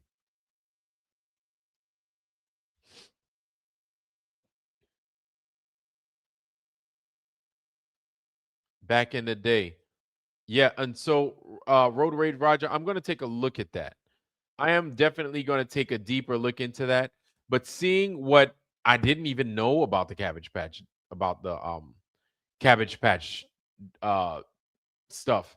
Like when I saw on my lunch break him bringing up Cabbage Patch, I'm like, why these old-timey pictures about the Cabbage Patch? What the fuck is that? And then they're starting to dig up information on this stuff. I have family that I grew up with, born in 1908, born in 1904, born in 1915, born in 1920s. Not a one of them told me about that Cabbage Patch shit. But I don't know. I don't know.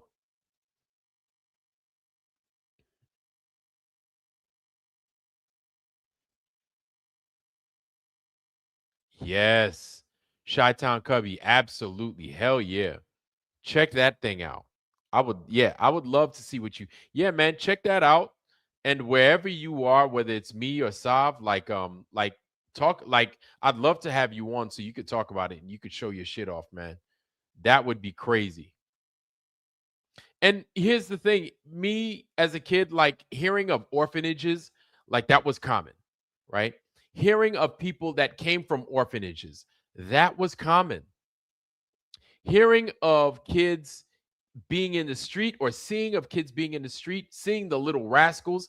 I grew up watching and I'm 40. I'm in my late 40s, right? I'm 47 years. I just turned 47 the other day, right? So seeing the Little Rascals as a kid, and that was like the big show for people to watch. And I used to watch that as a kid, right?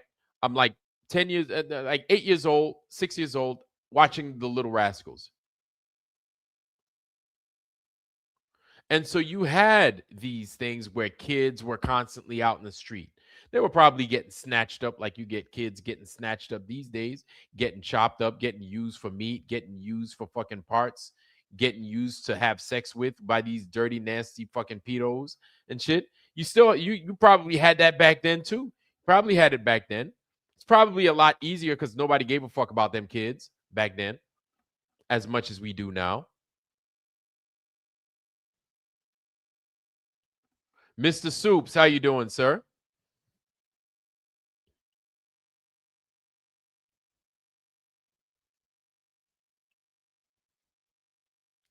Elder Bear, man, I don't know how many white kids were. I don't know. That's a good question. I don't know. Now, I know that happened with a lot of Native people, and I could bet you $1 to a donut that it happened to a lot of melanated black people, a lot of black folks. I could bet you $1 to a donut. It would just take some. It'll come out eventually. But you see the incubator babies in the 1800s, and that's the crazy thing. And so you don't hear about incubators now unless they're talking about hatching chickens, right? But as a kid, this is something that I learned about. I was like, an incubator, what's that? My brother would tell me that's stuff that they put babies in. They put babies in incubators to grow them. They grow babies in there. And it's funny that you said that, RG. My brother told me about incubators. And I was like, wow. Like, I was like, okay, well, that's cool. To grow babies. You grow babies in incubators. Cool. That's fair. But this is information that's they're gonna burn the books. Just give it some time. They're just gonna get rid of it, right? And when you have people involved with these things, they're part of the committee of liars. I don't know where you are. Where you are. Who was it? Coca-Cola, something like that. Country Club and Coke. Yep. That's what I see. Country Club and Coke. That's what I see, and that's what's actually happening. But why are they doing it? They're hiding from us our past. That much is starting to become evident. Every time we take a look at these structures, every time we start to recognize that these structures aren't what we once thought that they were. It wasn't a fucking candy shop and it's got a fucking dome over it. It wasn't a post office and it's got fucking Greek columns in front of it. You know, it wasn't Foot Locker, the shoe store, and it's got a green roof with green trimming and a fucking a dragon fighting a goddamn griffin in the front. And that's a shoe store? Are you kidding me? But that's what we're talking about. They why they're trying to hide our past, we can go on all night about it. We definitely can. But I don't want to stay too long on that. But the lies, man. Why the lies? Like it seems as it just doesn't make any sense if you're a flat earther for that long that you don't really talk about it. You're not really getting into it. Nobody knows who you are. I'm not saying that you have to be well known, making movies, this and that as a flat earther. Not at all. Not at all. Not that's not what I'm saying. But you're a flat earther and you're just casual about it. That's what I have a heart. Like, there's nobody in the foundry that's a flat earther for since 2015 that doesn't have a wealth of fucking knowledge. A significantly more knowledge than I could ever have about the flat earth. Anybody in the foundry that's been a flat earther longer than 2017. My experience is my experience. That's for me, right? What I did on the sub, what I did on the plane, what I did as a diver, what I did in the Navy, those are my experiences. Those are unique to me, right? Unless you've done those lines of work, you might not have experienced that. But as a flat earther since 2015, you might be familiar with channels. You might be familiar with people and personnel that have done things, that have been places, that have shown you things that I won't know about. There are a lot of things anytime, and at times Harmon will bring up, he'll be like, oh yeah, there was this guy that did this. Everybody loved this channel. He would talk about like the flat earth from 2015, that time frame, right? 2015, 2013. He's been a flat earther for a while, Harmon. And I'd be like, wow, that's cool. That's cool. That's pretty dope. And there's some of you guys even that have retained some of these guys' channels. You not channels, but rather their videos. You've kept it away from YouTube. And JJ's one of those people, right? Been a flat earther for a while. He's kept some good information and then he replays it from time to time, which is amazing. Because I'm looking at stuff like, wow, JJ, where'd you get this? He's like, oh, that guy's gone. They don't play him no more. So oldies but goodies.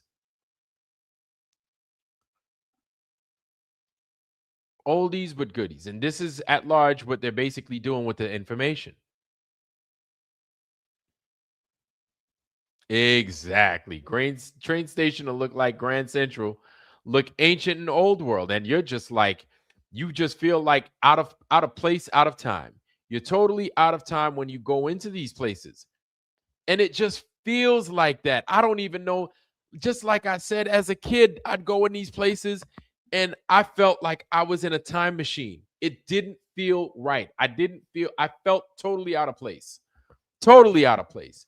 And it got to a point to where I hated going to Manhattan as a kid. I did not like going to Manhattan.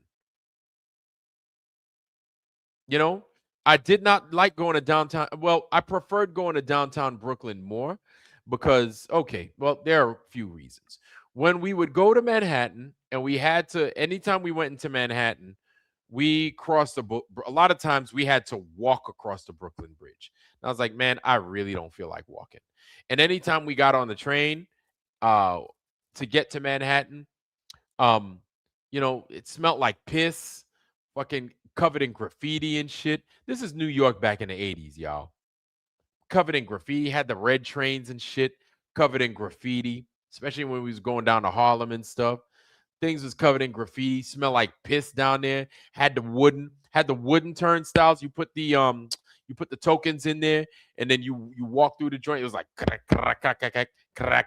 and I was like, I do not. And then me as a kid, my mom was like, yeah, just go underneath. You ain't paying. You ain't gotta pay for no. You ain't gotta pay for that. You ain't getting no tokens. You good. But New York City had these little tokens, these little joints. You know? And it's like, man, I ain't like going out there, man. I did not like going out there. Did not like going to Manhattan. And I preferred going to downtown Brooklyn, which is it resembles a lot like Manhattan. But downtown Brooklyn was downtown Brooklyn. And I was like, I ain't got to take no train like that. And if I did have to take a train, it would be the train to New Lots, the C train, and then I wind up at my grandmother's house. Out there, we would take another, I forgot which, yeah, we would go to New Lots, my dad would pick us up, and then my grandmother lived off of Eastern Parkway. But yeah, man, that shit, I'm telling you, like going to Manhattan as a kid, like I didn't know my ass from my elbow, but you just felt out of place, and it wasn't a good feel. It just wasn't. Oh boy. Everything just felt out of place. I don't know.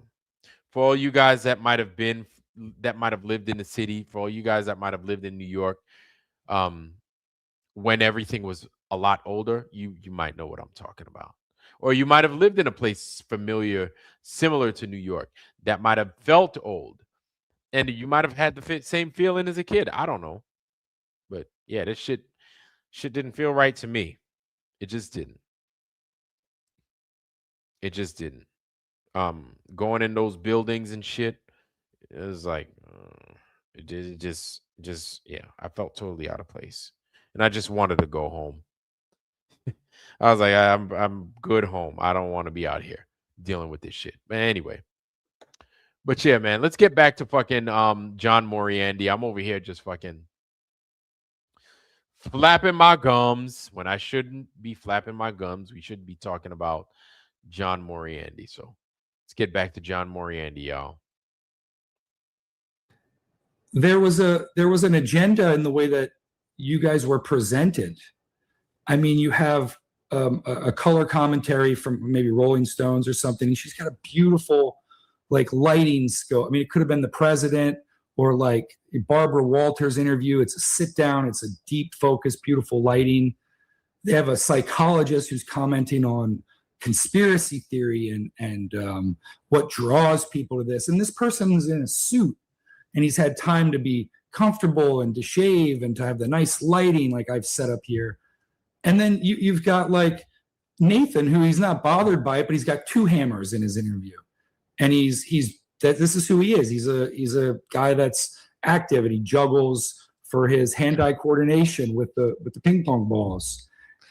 And I didn't feel like that was really fair. And I felt like as a filmmaker, this was a great story to tell, because there was this objective here beyond just going and seeing the sun circle us and saying, yeah, I'm right, you're wrong, or what have you. It's like to give an honest look into a fair look into the person. What draws us all into these things? There's something that really draws us all in. You watch a Dave Weiss conversation, and he's masterful at his videos. He's so good at it. The music is perfect. He tugs your heartstrings, and he really makes you, with the old woman in The Next Level. She's talking about how back in the 60s in public education, they taught the flat earth curriculum. Like it was still like, this is how cartography and things were done. And, you know, she's bringing firsthand testimony as a witness. She's very earnest about it. And you know, that's interesting. Like, where do we all come to these ideas from, and why are they persuasive? And so do we need to present Mark where, like, Mark, you had in a lot of instances, I believe, your mother with you. And I love my mom. I'd be happy to have my mom here. Her name's Sandy Mariande, which she's, you know, friends and family. People love my family, my parents. And I would have no problem interviewing with her at my side and taking you around my life if that was the thing. But I don't feel like it was really fair, because we're seeing a presentation that is very curated, and they didn't take the psychologist with his mother, or maybe he has like a sister that's got a bunch of cats, and they didn't interview him with the sister with like all the cats, like a crazy cat lady, and that's not fair. And there's this old avant-garde filmmaker, Francois Truffaut, and I had a film teacher tell me that he was telling us in class, Francois Truffaut had this quote where he said, "Filmmaking is the noblest profession." And I tend to think that's the truth. I tend to think content creating, if you're staying honest about it, whether you're an independent journalist or conspiracy journalist or an expose journalist, like, if you're presenting it fair and you're presenting both sides, the audience can make the decision for themselves. You don't have to present it in any sort of a frame. And that really attracted me to this really, really early and throughout this whole process. Brown. Well, hey, it all sounds great. I think, you know, there's going to be a lot of people that are waiting to see the final product to see if that's truly the message that comes through. And I want to get to the documentary and the whole Antarctica trip, and I think we will get there. But take us back really quick just to you getting into flat Earth again. What was it, if you weren't coming across Jaron and Austin, what were you coming across that you found compelling, and what would be the kind of your top 3 flat Earth proofs that, you know, help you claim that you are a flat earther? Yeah, the first thing I can remember very clearly was a website, and I would say it was probably an Eric Dubay website, and it was the original NASA photos of the blue marble. And, you know, working with cameras, having my eyes in cameras all the time, seeing those images side by side, you know, it's like photography had been around for 50 years. Like, there's great photography. You're telling me NASA astronauts didn't bring any sort of a camera to get a good picture of it? Like, we've got these, I guess those were Voyager photos then, but the NASA photos, those original first 8 or 12, they were just. No. Voyager photos were in the mid 70s anyway, but no. Let's let them continue. I don't know. I'm having a hard time swallowing what this guy's giving, man. I don't trust it. Like, what were your proofs? Listen, anybody could come in here.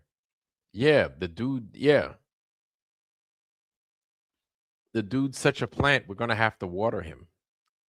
We're gonna have to water him and give him freaking nutrients. Yeah, I don't get it. You ask a flat earther what was your proof, and we would go into great detail. Oh, this one, the waterline flat, 8 inches per mile square. When I saw that, we would tell you what we saw, how we saw it, what it smelled like. You know, somebody spilled coffee on my foot, and that's when I realized, you know, all kinds of, like, we would go into the specifics. I don't hear any of that from him. I don't hear any excitement from him, really. It's hard. Like, no flat earthers like that. None. And let me let this guy keep talking. I don't want to steal his thunder. Really suspect. And as I read more on this site, I think it pointed out the cloud patterns, which is a statistical anomaly that would have been impossible. And that really, like, opened it up for me. I mean, it's pretty simple. You show someone who's not digging into this stuff on a daily basis those images, and they're like, yeah, there's something weird about it. I know Matthew Pollard had some videos where he worked for NASA and he unpacked the process, how those were created. I think it was they were stitched together. you start to like if this is the guy doing it, and you're seeing there's a hurricane in two places or a weather pattern that are like a swirl and they line up perfectly. It's like I then have to question NASA, and that's what I did. I immediately went to Werner von Braun, where it was Operation Paperclip, where he was formerly a Nazi scientist, and the story goes he was brought by the Americans to work on our rockets program. But on his tombstone, it said Psalm 9:1 or 9. What was it? Psalm 9:1:11. That sounds like 9:11, but it was like no, I know what you're talking you'll about. know the handiwork of the Lord by the earth, the waters and the firmament. Firmament declareth, yeah. Yeah, and so then I start to dig into that, and I see all the. Oh Lord, listen.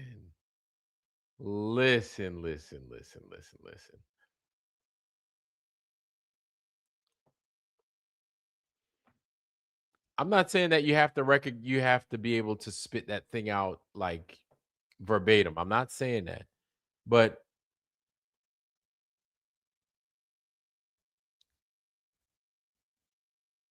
I don't know. I'm not buying it. I'm not really buying it. I'm not buying that. B plus on the 10. I know I give him a D minus. I'm giving him a D minus right now. I'm like, and you're a flat earther? You know what? Okay. I give a shout out to DJ Curious and Mark Sargent for not getting on his case and letting him finish and letting him talk about that, how he was going to produce the movie and stuff. I give them that, because I would have been like, well, what the fuck you mean you a flat earth and that's all you could give me? Get the fuck out of here. I'd give him shit. I mean, should I give him shit? Maybe not, because he's trying to talk about a movie.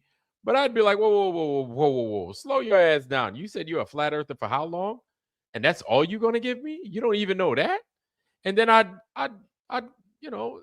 give him problems. I would give him problems. Yeah, it's but softball city. I could see why it's softball city. Yeah, he needs to be. Well, he's got to be audited. It sucks. It sucks that he has to, but once this guy makes this movie, this is going to get into the eyes and the minds of everybody.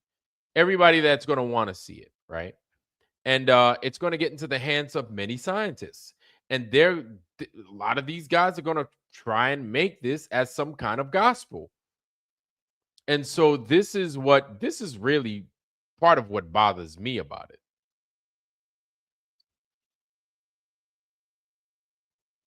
To be a flat, yes. He can't, like, it doesn't look real to me. It looks like a setup. He looks like a plant, right? It just looks like a prop.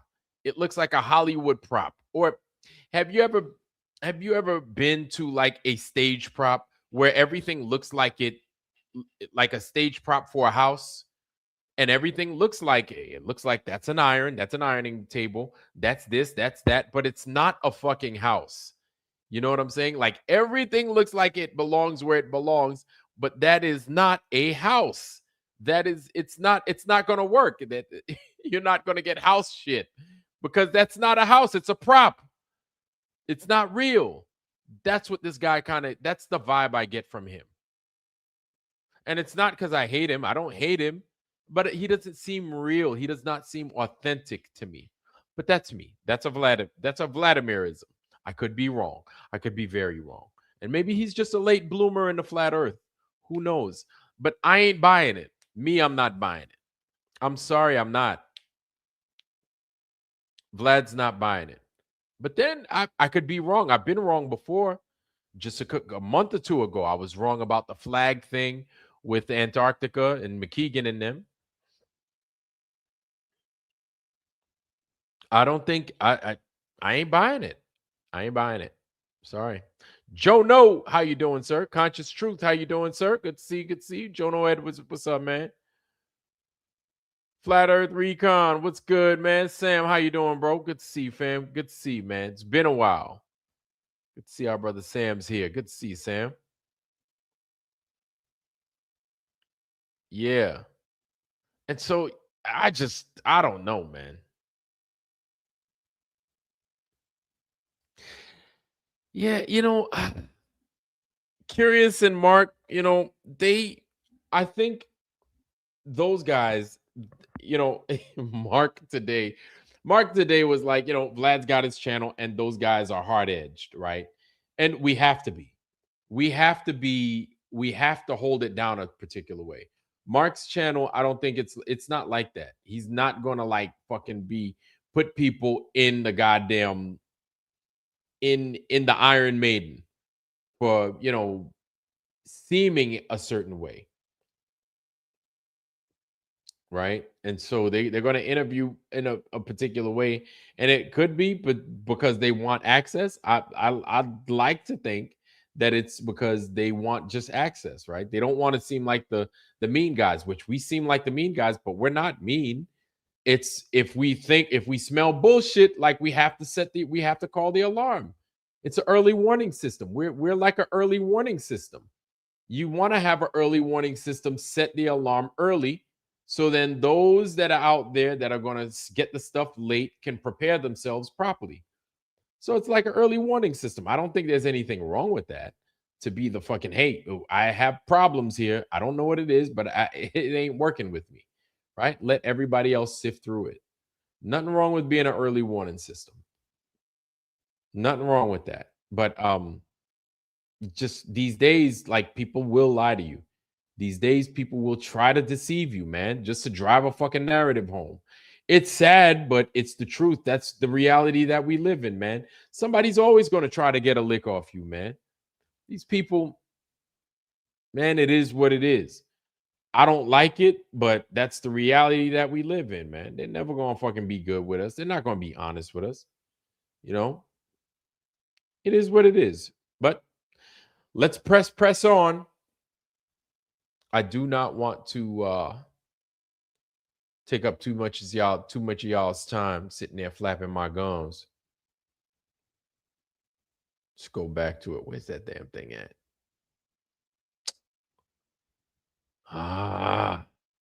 There it is. Jeez. We've all seen that infographic where it's like every major religion, including Incans, Mayans, the Aztecs, Christians, Jews, Muslims, Hindus, Buddhists, Krishna, they're all Leonardo da Vinci. They've all got that image with the firmament and the guys like in and out of it, turtles all the way down. That leads you to Antarctica. That leads us all to Admiral Byrd, right? Convex Earth, concave Earth. The story, his son left. Did they go? I'm sorry, bro. That I ain't buying none of it. Bullshit. You just saying some shit that all I'm going to say in response to that is bullshit, homie. Bullshit. But let's let him go. Beyond through a portal of Baal, or I believe it was called, right? Don't know what this was like the progression for me. Each time I'd see something, whether it's NASA and then you look into the moon landings, it just would kind of propel me. I don't know how it could not propel someone who's inquisitive. For sure. It's curious. Crazy, right? It's a lot of people don't have time for that. Having a 4-year-old now, I get it. Life is very different than when I was 21, where I had like all night. I could pull an all-nighter and read and watch and consume, go to work, talk to people on set, drive that, that curiosity. These things all kind of built upon. I don't think at any point despite even saying it's flat, I was always looking for someone in the comments, and I always had friends that would do this, that would jump in and be devil's advocate and give me their opinion, because there's a lot of smarter, better read people than me. And I always kind of looked forward to them when I would share something, even if it was very definitive, like it's flat, no doubt. You can't go to Antarctica. There's a treaty. We're at war with these nations, and yet they've kept this treaty since the 58. Like, how is this possible? Who filmed the lunar takeoff? Who pans the camera up? Nixon's on a landline. We can all go, we can go on and on about this. Yeah. And, you just go deeper. You keep going deeper. And so this trip was really, really great to have, I've had a year with this. Yeah. I'm sorry. Hardly any of that had to do with flat Earth. All of it's 9/11 and fucking the moon landing, everything but fucking flat Earth. I'm sorry, I can't buy it. It smells. I don't like it. I don't like it. I don't like it. I don't like it. I don't like it. I don't like it. I don't like it. I don't like it. And so this was like the first half of the interview. That's exactly how I felt. I was like, I can't go with it. I'm not buying it. I can't do it. I just can't. Like the dude, the shit stunk to high heaven. I didn't like it. But again, and Chi-Town Cubby, I feel you, man. You want to, and yes, he gives the buzzwords to get people to think that he knows what he's talking about, but he doesn't seem authentic to me. It just doesn't make no sense to me. Mariande's worse than words salad, or the worst word salad, and then what's it? Yeah, man. Karen B took over when Patricia Steer left. Karen B, okay. Yeah, I don't see Karen B much at all. Like I saw that one time where she yelled at Sav and everybody on the tinfoil sombrero. And then I was like, what the hell, man? Why is she tripping for? Because we didn't believe their bullshit. Now I'm getting mad about the final experiment. We had a hard time swallowing their story. And then she lost her shit on us, So all right, man. I'll let this dude finish up, man. I'll let him talk. Sounds like it was cathartic for you in a way that you had to do this because you got some closure on it, or at least some part of some resolution one way or the other that other people don't get the chance to get. So it brings up another subject. It's sort of like, and some of my friends and family will probably roll their eyes because I bring this into a lot, but like witness testimony versus the hearsay of what someone else says. Even if I was to go up in a rocket today, like Katy Perry, and right, and I was to see it, Katy Perry Trudeau, how difficult is that, right? / Castro, how difficult is that to go and just have the resources to do? Like, yeah, maybe Elon or someone sees our trip and is like, I'll send these guys. And, that's a miracle. And wow, what an opportunity. But then I come back with hearsay. And so the deeper thing I started to really wonder on this trip is it's sort of like, why does this matter? Why are people so concerned with flat Earth? And in a lot of ways, it's a salvation story. On one side, you have this idea that's we're on this rock floating through space and time, no purpose, flipping and turning. Bullshit. You don't ask why people are so concerned about flat Earth. No, you don't. I'm here to say that. No, like you've been in a fucking flat Earth community for 10 years up to this point, right? And you're saying, well, why are people concerned? Why are people looking into the flat Earth? No, you're not saying why are people. Listen. You know why people are fucking flat earthers. You know why. You've spoken with them. You're not asking no fucking questions. You're not saying, well, let's try and see. No, you know why. You know why. It's the lies. That's why. The lies are it. Like everybody says, it doesn't matter the fucking shape. It's why the lie. It's why they lying. You know why. Don't sit. You get an F-, homie. I'm sorry. At this point, like, I was like, yeah, I wasn't buying it. And like, I just wasn't buying it. No, no. Um, and I'm gonna watch this movie that he produces. I want to see what this thing looks like. I'm curious to see what it turns out to be. But yeah, right now it's like I don't know what else to say. I know I'm hurting somebody's feelings. Or I don't know. Or I'm gonna get a lot of shit for it, but I don't care because it is what it is. It just doesn't fucking stand. It doesn't have legs. It doesn't work. I don't know what else to say. It's not good. It's not good. It's not good. What I'm hearing from John Mariande at this point, it's not good. I'm not saying he can't make movies. I'm not saying that he's not good at handling a camera and working between digital and film. I'm not saying that at all. I'm just saying that that is not a fucking flat earther. That's what I'm saying. It just doesn't work. I'm gonna watch it. I'm gonna watch it because I gotta see what it is he's putting out there. I gotta see what it is he's putting out there. But it's lies. It's lies. It's lies. It's lies. Yeah, a lot. You know, Maria, you brought up a good point because a couple of people mentioned that his flag was backwards, and that was the first thing you mentioned. You showed to me his shit was in reverse.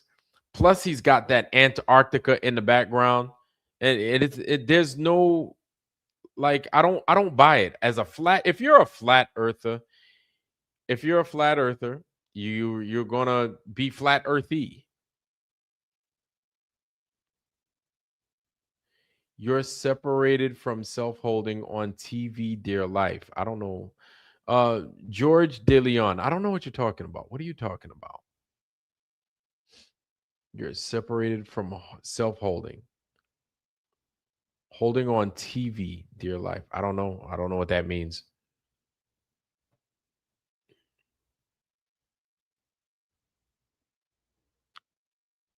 How you doing, sis? Good to see our lovely sister Maria Walker. Our amazing sister Maria, all late and shit. But you know, she's in California, so y'all could do that. Yeah, it's like 3 in the morning over here, I think. Some shit like that. Yeah, it's 2:30. Good to see you, sis.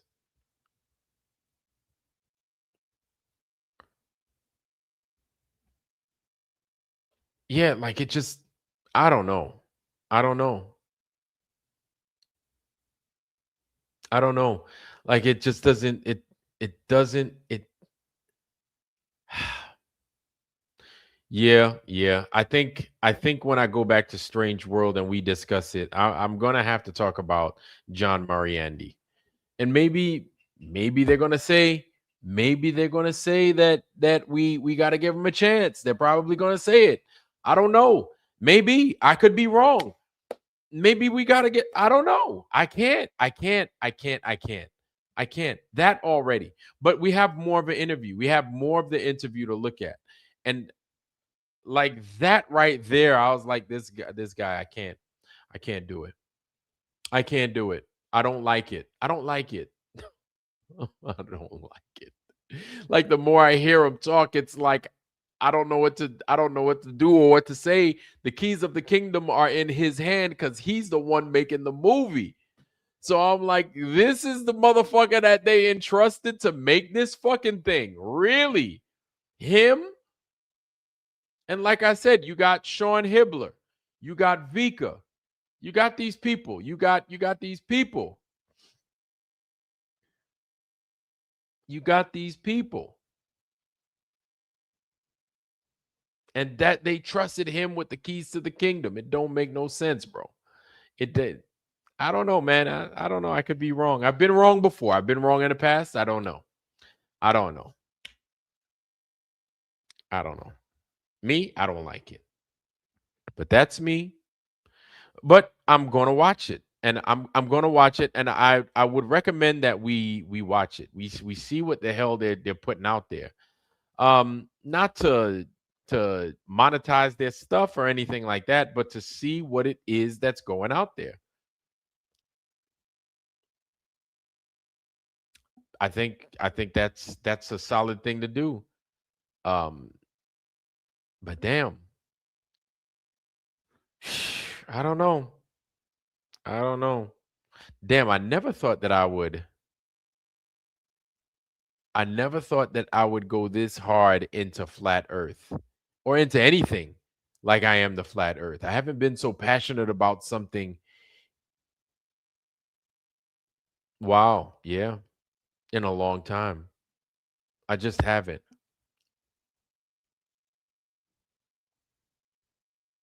I just haven't. And here I am with a bunch of other adults, good people out there that we're trying to figure this whole thing out. Our sister Marcy Chan. Where's Marcy? Marcy Chan is here. That's right.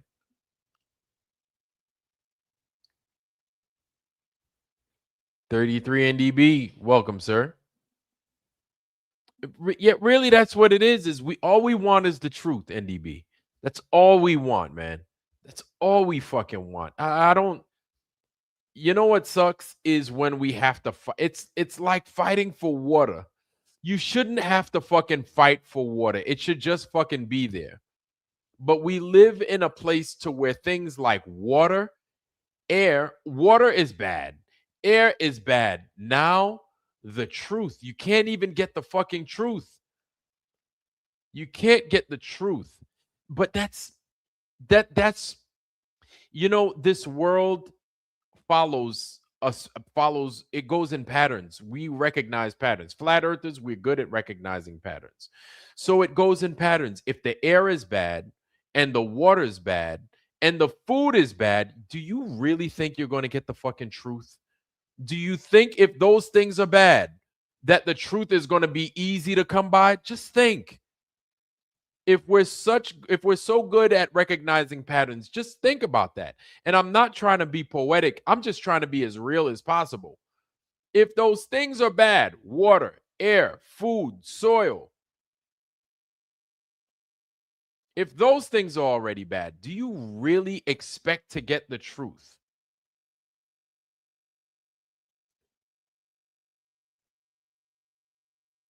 I know it's fucked up. It is fucked up.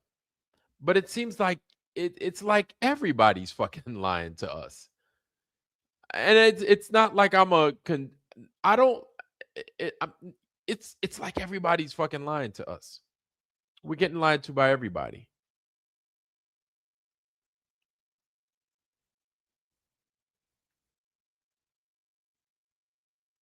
Mad Mac, I'm going to check him out, family. I'm going to check him out.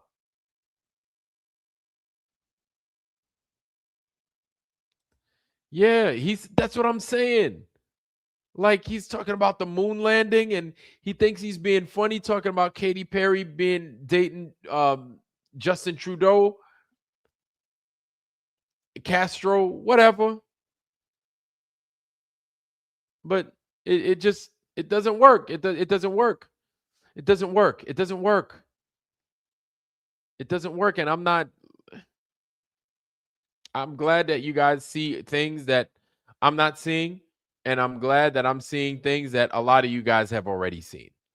And we're on some kind of page, on the same kind of page. Because this guy doesn't seem real to me. He doesn't seem authentic to me.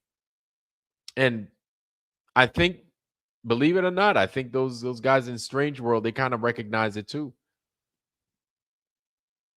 I think they recognize it. The guy just doesn't sit well with me, man. It's like I'm drinking spoiled milk listening to him.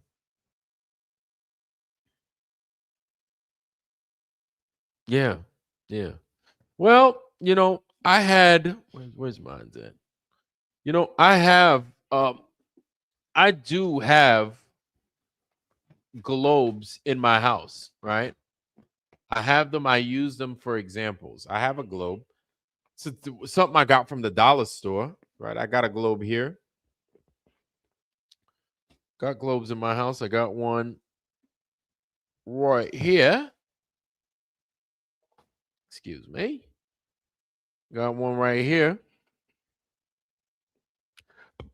I got globes. Got this one given to me at work when I was working at a particular place. Right? Now I know it's bullshit, but It's a globe. Still have them. But yeah, I ain't gonna put them on display. And when I changed rooms and everything, one of the things I got rid of was the Mercator map that was behind me. That's a good map, but I'm not going to display it because you guys brought up a good point. Why am I going to display something that's totally not true? And it was a good map. I liked the map, and it was part of the theme of the Earth, but it's not the flat Earth. That is not how the flat Earth is it's not being properly represented. So I was more than happy to never put that thing back up again. You know, but golly. No bueno, people say. No bueno. I can't, like Hall and Oates would say, I can't go for that. No can do. I can't go for that. Can't go for that. Can't go for that. Can't go for that. You notice how no globe models ever use real water and just solid material to represent water. Yeah. Yep.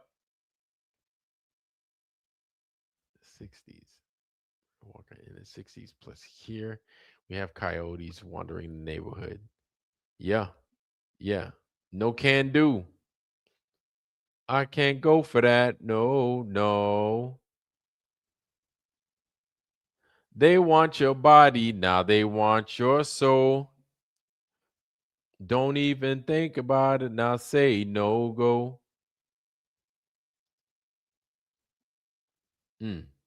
I can't go for that. No can do.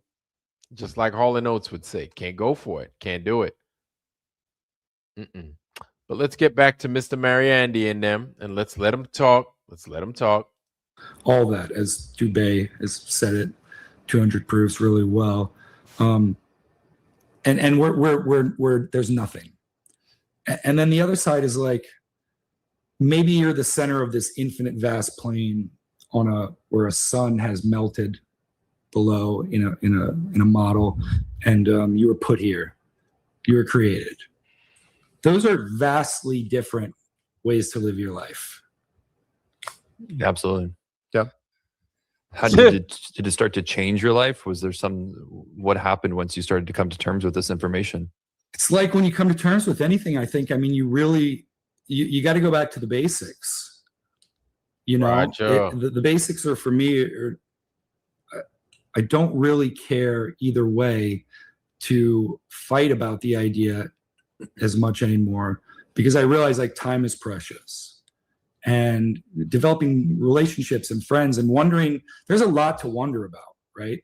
And there's a lot of like valid questions that we can ask about things that are important, that we can find the answers to and we can expose.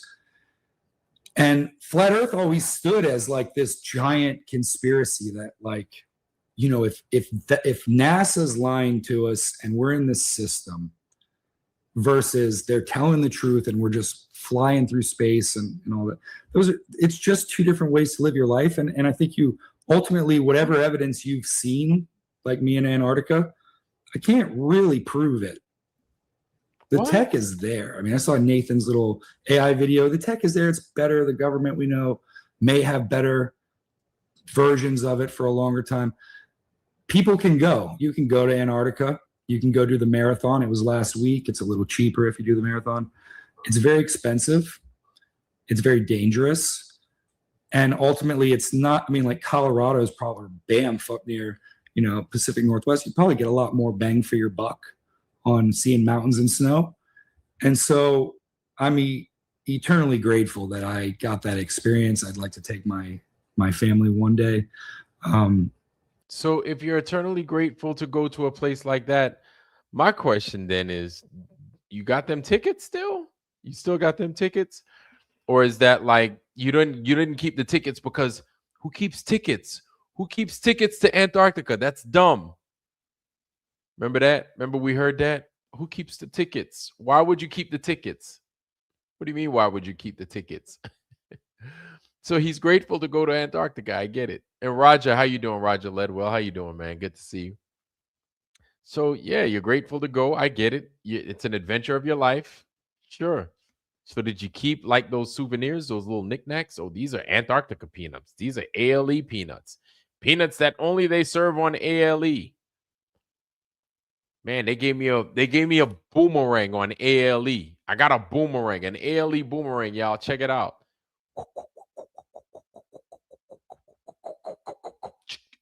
Boomerang, ALE. Whatever. I don't know. I don't fucking know.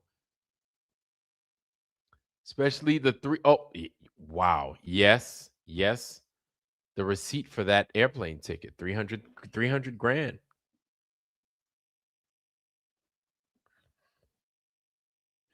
Yeah.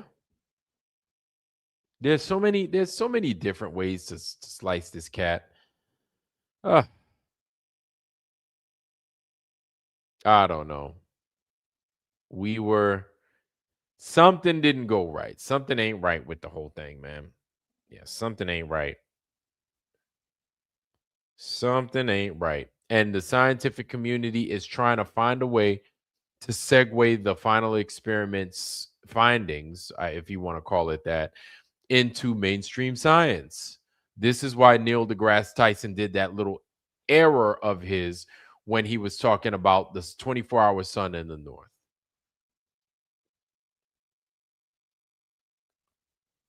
It just doesn't make any sense. Doesn't make any sense. Let's go back to these guys. You know, my daughter especially, because it's a thing. Most people aren't going to do it, and that's kind of what it is. As far as Antarctica being a place to go to, put your feet on it. I did it. I touched the next place. But the conversations around it, no matter what I say and what I show, people still have to make a decision to choose what they want to believe and why. And so I found that the story of all of us, kind of from the start, I found the story was going to be of who we all are, what was so persuasive about us going. People have made their livelihoods doing this. They found and built community where it never existed before for them. And and what drives someone, whatever side of truth you're on, that question of truth versus identity. Yeah. Why does someone choose one or the other when oftentimes they might have both? That's interesting to me.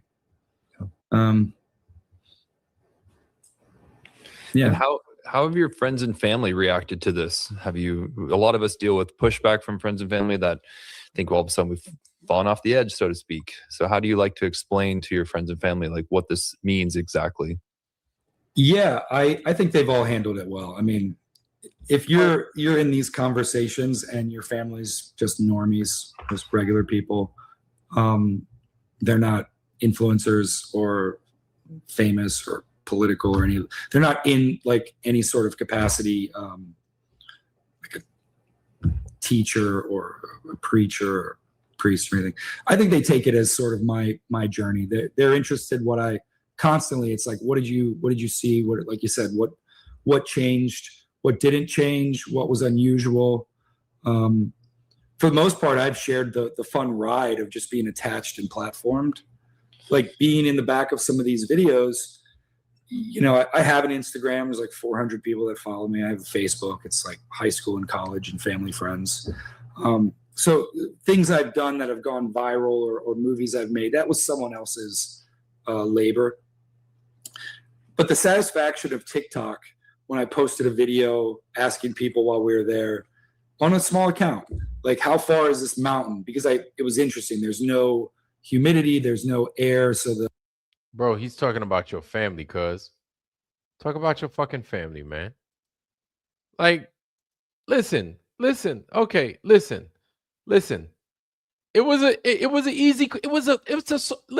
talk about softball city, Chi-Town, Cubby Bear. That was a softball question. What does your family think about you being a flat earther? About your journey as a flat earther? Oh, they're cool with it. Who's your family?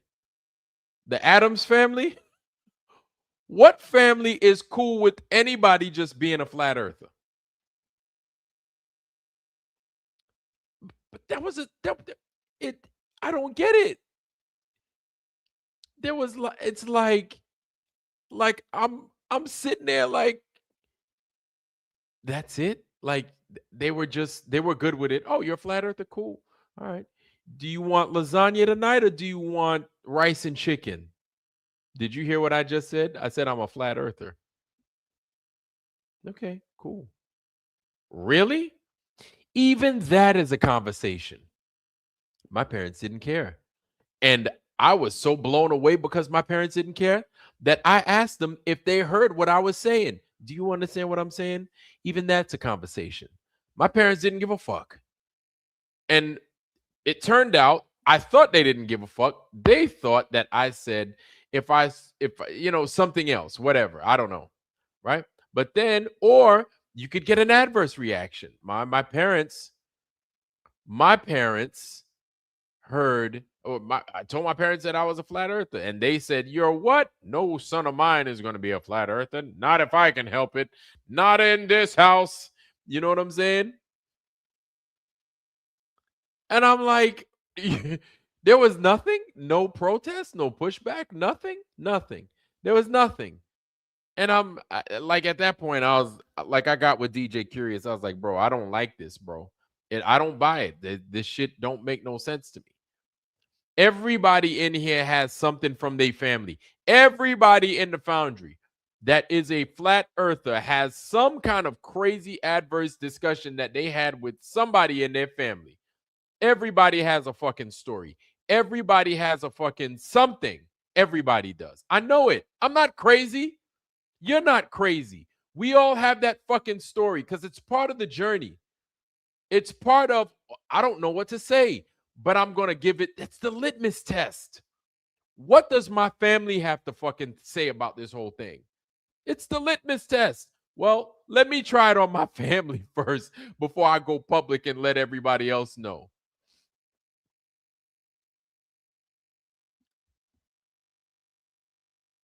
Family, what do you think? You're out of your mind. Damn.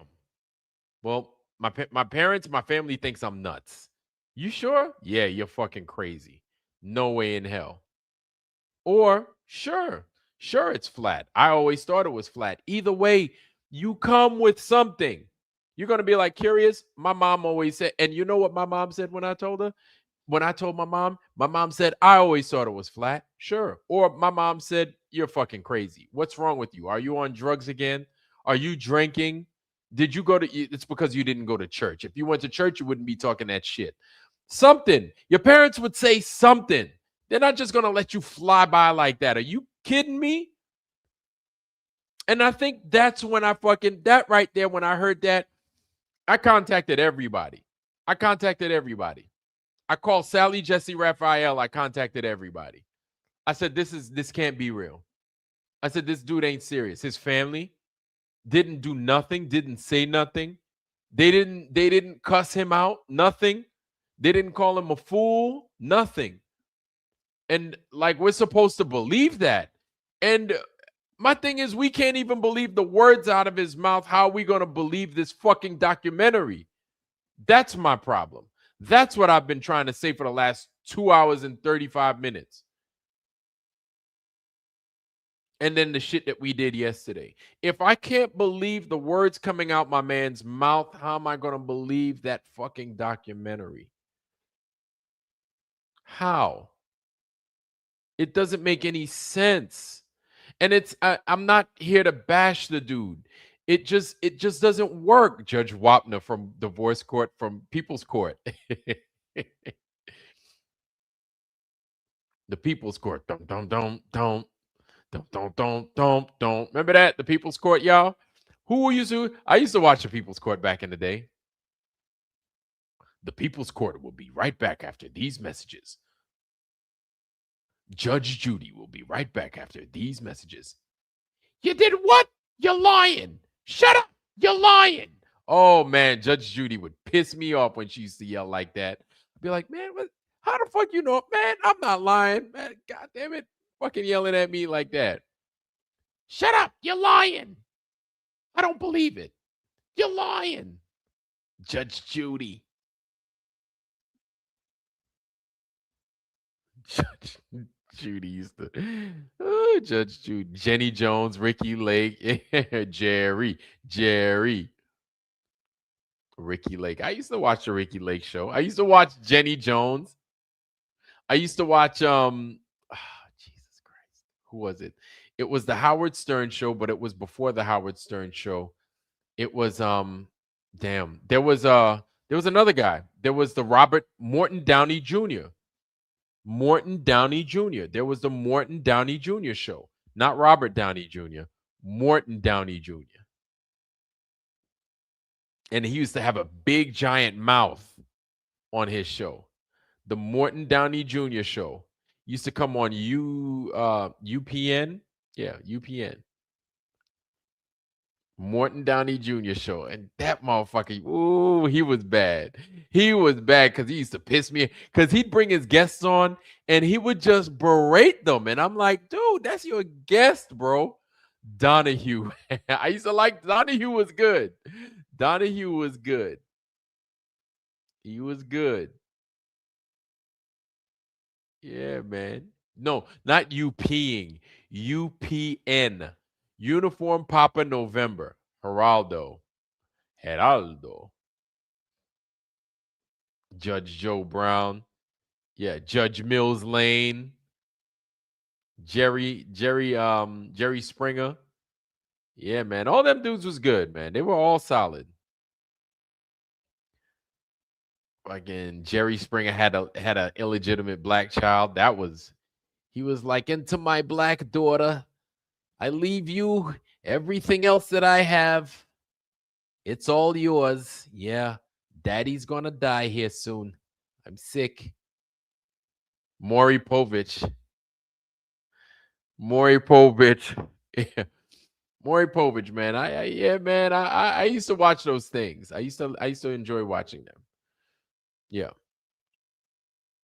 Judge Joe Brown has a photographic memory. Wow. Duffy will come back for the release. I don't know. Cops, Bad Boys. Yeah. Cops is filmed on location. Yeah, man. Jonathan is clearly not a flat earther. He's not. He's not a flat earther. He's not. Montel Williams getting that smackdown. Yeah, Geraldo got the KKK up there. That motherfucker couldn't wait to get the KKK up there so he could fight them motherfuckers. Geraldo. Oh God, Geraldo was crazy. Geraldo, man, got the KKK up there, man. Started fighting them motherfuckers, boy. Geraldo didn't give a fuck, boy. That's what I liked about people like Geraldo, man. He'd get people up there he didn't agree with. He's about to yell and he's about to throw hands with them. So, you know what's crazy? Montel Williams. I worked for a guy that was a submariner with Montel Williams. Bet you guys didn't know that. So Montel Williams was a direct support officer in the U.S. Navy. Real shit. And the guy that I worked for, this was many moons ago when I was in the Navy. The guy, he was a civilian that I worked for. He was also a submariner. And so he was an intelligence guy, just like me. But he was an officer. He wasn't an enlisted guy. So our worlds were similar, but they were slightly different. We operated differently. He understood what I did. I understood what he did, right? But I didn't work in his line of, I didn't do what he did. But still, Montel Williams was his friend. He was friends with him. He was even in Montel Williams's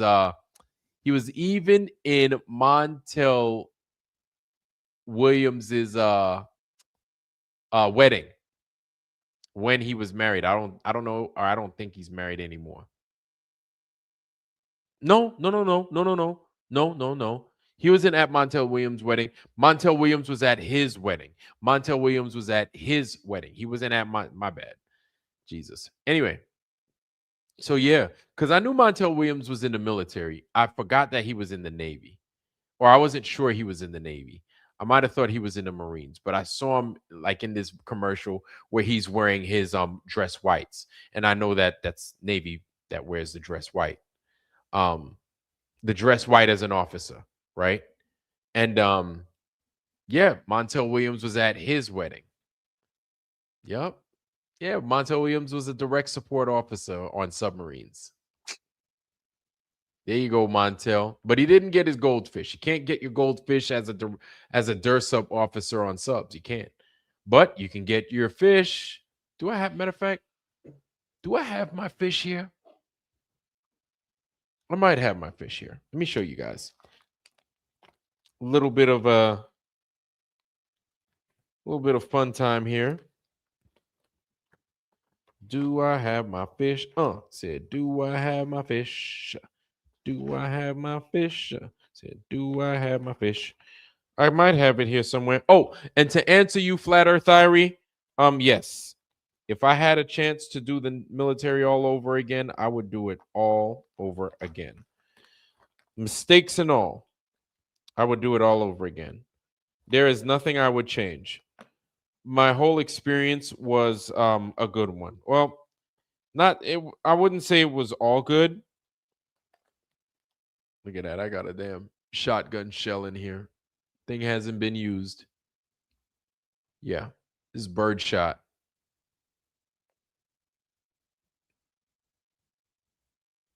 Yeah. It's a birdshot right here. I'm gonna have to shoot that off instead of just keeping it in my freaking little bin over here. But yeah, if I had a chance to do the military all over again, I definitely would. I would. It was a good experience in that it was experience that I needed. Even now, ooh, Maria, that's a good question. That's a real good question. Woo. Even now, knowing what I know, even now, probably, oh damn. No, not now. No. That's a good question, Maria. Good follow-up. Good follow-up to Flat Earth Irie question. No, not now. I would not join now. I would not join now. No. Yeah. Yeah. Or I'm saying that as an old man or as an older man. If I had to do it again and I was in my young mindset where adventure was everything for me, it I would still say no, because my thing was, even though, here's my thing, and I'm going to be honest, right? I thought I wanted to go out and I thought I wanted to hurt people. I thought I wanted to shoot people. I thought I wanted to like kill and mow down people. I really did. Then I heard the stories. I heard the stories from guys that actually did it, guys that butchered people, right? And then I realized that's never me. That's not me. That's never been me. And I don't want to do that. And so I steered away from going in that direction. And I did other things in the military as opposed to doing that, or doing my best to avoid, let's put it like that, doing my best to avoid contact with the enemy like that. Yeah. No, I'm not a Jedi. I never claimed to be Mad Mac. But I tell you, with all the jobs that I did, I got more than I bargained for. I got a lot more than I bargained for. And it was, the experience was everything. The experience was everything. And there are people, and I did 3 different rates, 3 different jobs. I was an electrician, I was a Navy diver, and I was a intelligence person, right? I was a crypto tech. And there are some people that remain in one job and that's all they do, and they become pros at it. Me, my thing was to learn as much as I possibly could for everything that I did, but I didn't like to stay and remain doing the same thing. So I like doing different stuff. So I jumped around. And I loved it. It was a great experience. It was an amazing experience. And like yeah, those experiences I wouldn't I would do over. I would do it again, but Maria, good question. Doing it now with in the condition this America is in, fighting for what we're fighting for. Yeah, probably not. No, no. Mm-mm. RG, yes. The answer is yes. I will. I'll be there. I will be there. So,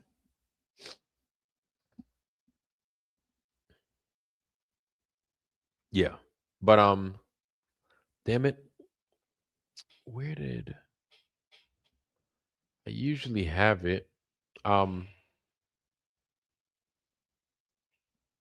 I usually have it over here, or I thought I had it. Oh, there it is. I knew I had it over here. I was like, I know I got this bitch here somewhere. Here it is. So these were my so when I say my fish, these are my fish. I knew that they were here. Can't see it. But this is when I got my dolphins. You call them fish, you call them dolphins, but these are my dolphins. These are my submarine dolphins. Right here. These are my sub dolphins. This is I forget the name of this dolphin, but this is Castor. This is Pollux. Any submariner. You ask a British one, you ask an American one, you ask an Australian one, you probably ask a Russian one and a French one, right?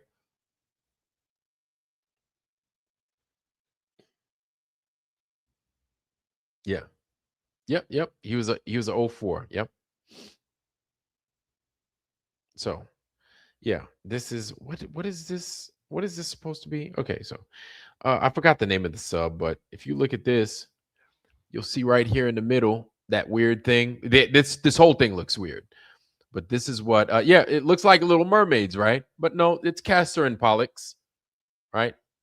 Flotsam and Jetsam. No, Castor and Pollux. The two steeds for Triton. They took Triton everywhere he went. These things. If I bring it in a little closer, you'll see that these are fish, right? Two fish, and then right here is the superstructure, not the superstructure, the sailplane, right? This is a sailplane of the submarine coming out the water, right here, and so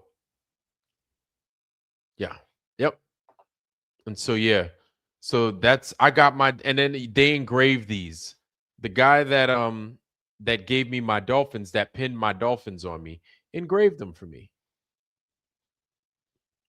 You could probably see it in there. You can see the date. It's the day before the winter solstice. And we were we were in like day 60 something underway. And we were supposed to yeah, man. We were at day 60 something underway. Let's just put it like that. And we were supposed to have been home a lot earlier. And we were about to miss Christmas. I thought I was getting divorced then. Little did I know I was going to get divorced later on. But yeah, it was like I was sick and everything, but it was a good time. I got my dolphins and everything else, and it was good. It was good. Yeah.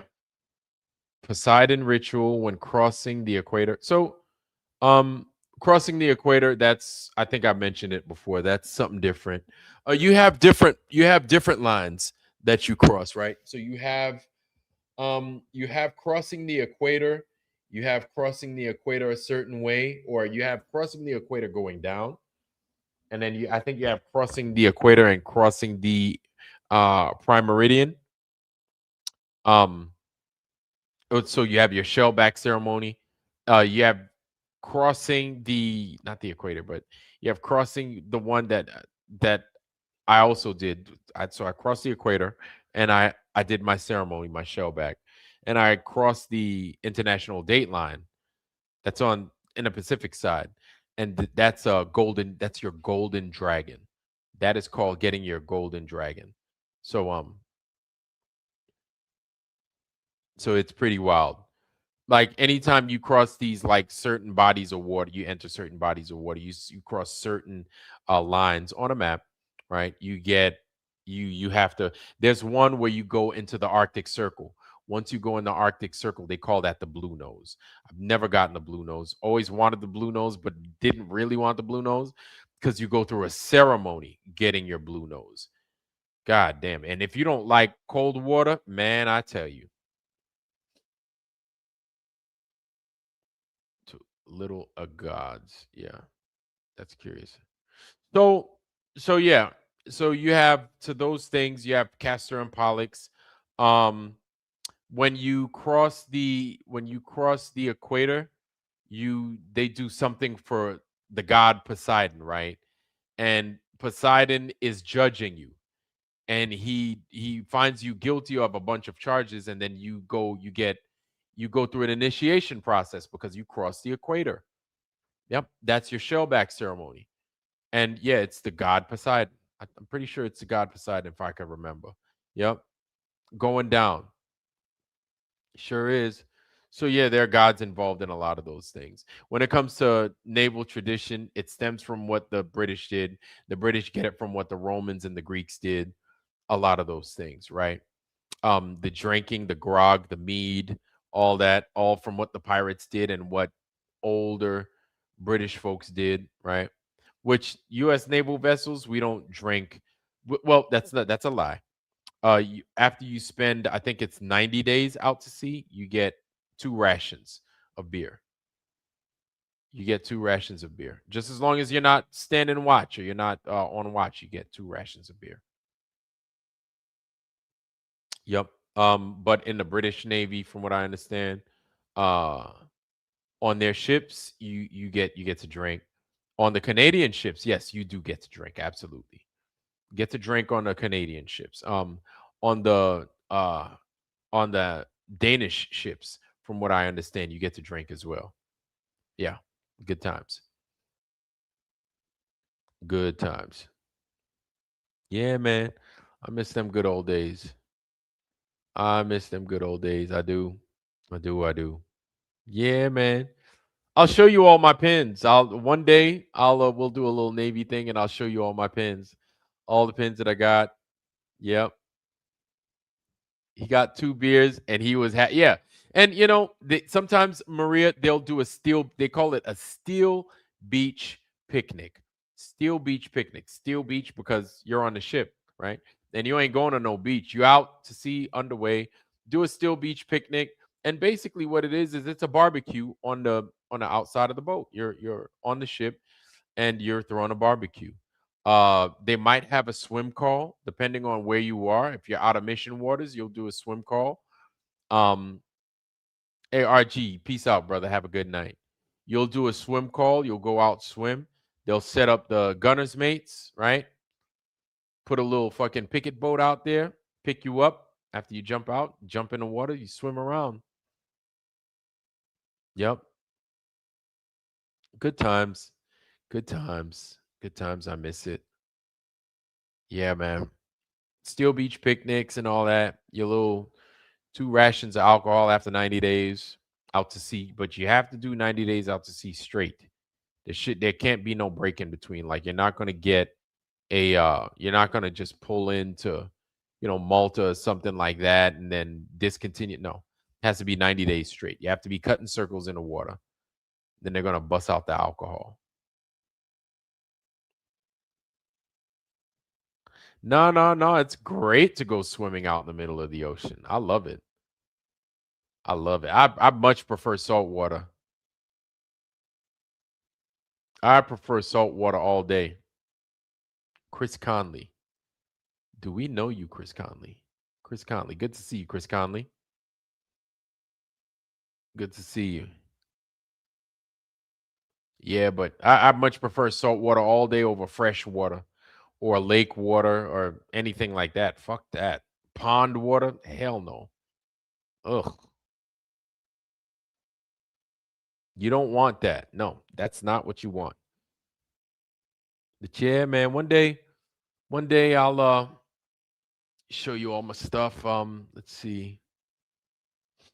Yeah, usually I should just set my Navy stuff up and kind of talk about it, you know. One day I should do that. Do I miss it? I miss some of the people. I do.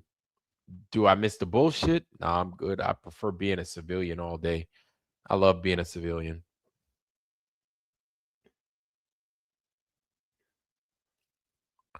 Mario, our boyfriend's here. Yeah. Diving's cool. Diving's cool. Just as long as you can breathe down there. The Hudson River. Oh, I don't know about that. No. No. I don't know about that. Nope. You're gonna have to pay me to get in that water.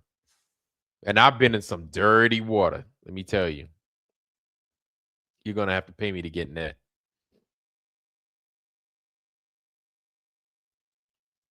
Yeah.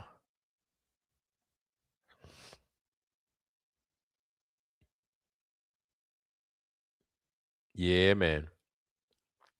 But yeah, but we were talking about Montel Williams. But Montel Williams, yeah.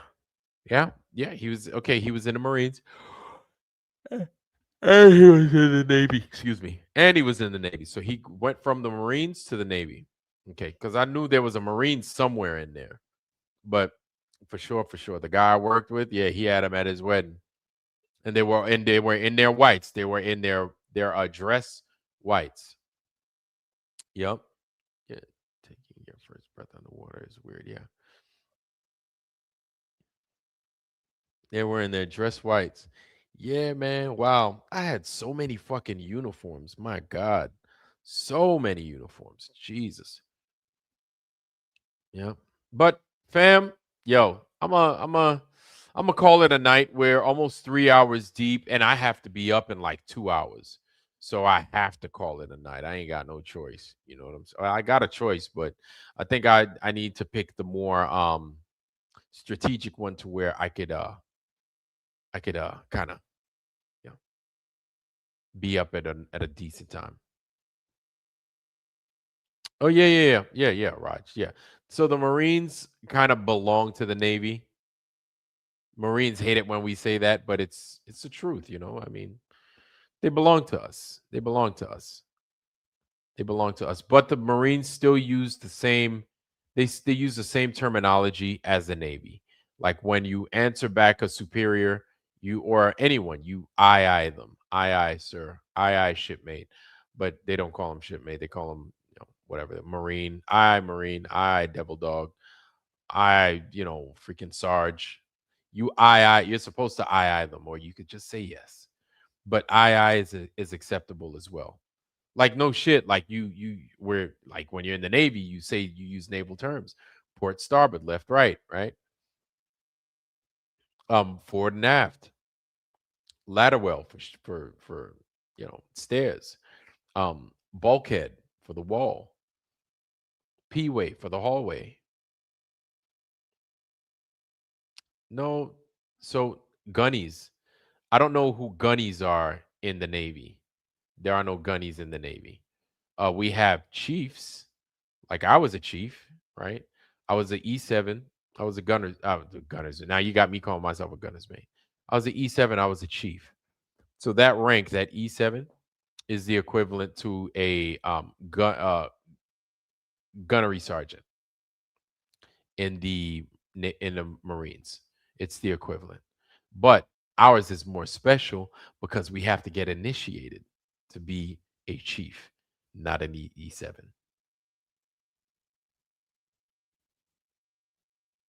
Oh. Navy gunnies or Marines. I don't know what that is. Hey, Marcy Chan, you have a good night, sis. Much love, princess. Much love.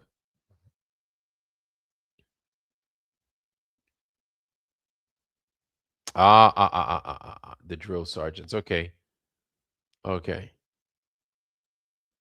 Good night, Miss Chang. Good night, Marcy. You have a good night. Yeah. Okay. Yeah. Yeah, thank God I didn't have to go through the bereaved boot camp.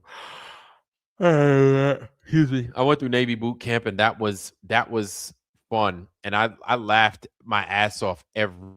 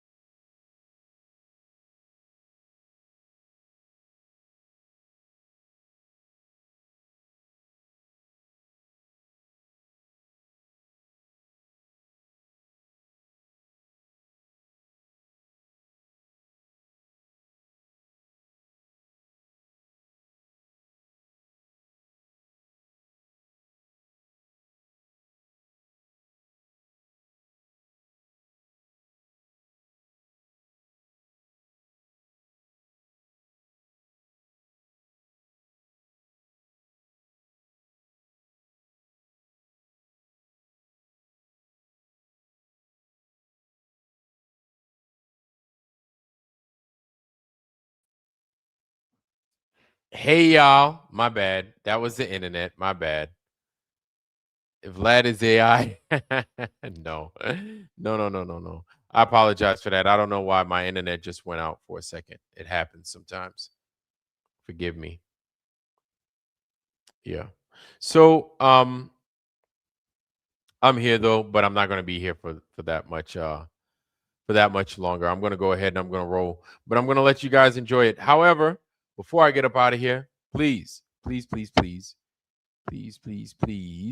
go ahead, and if you would, please donate to the OWRS Old World Ruins and Structures, coming at an app store near you. There go the two links. You can either contribute through PayPal or you can contribute through Cash App.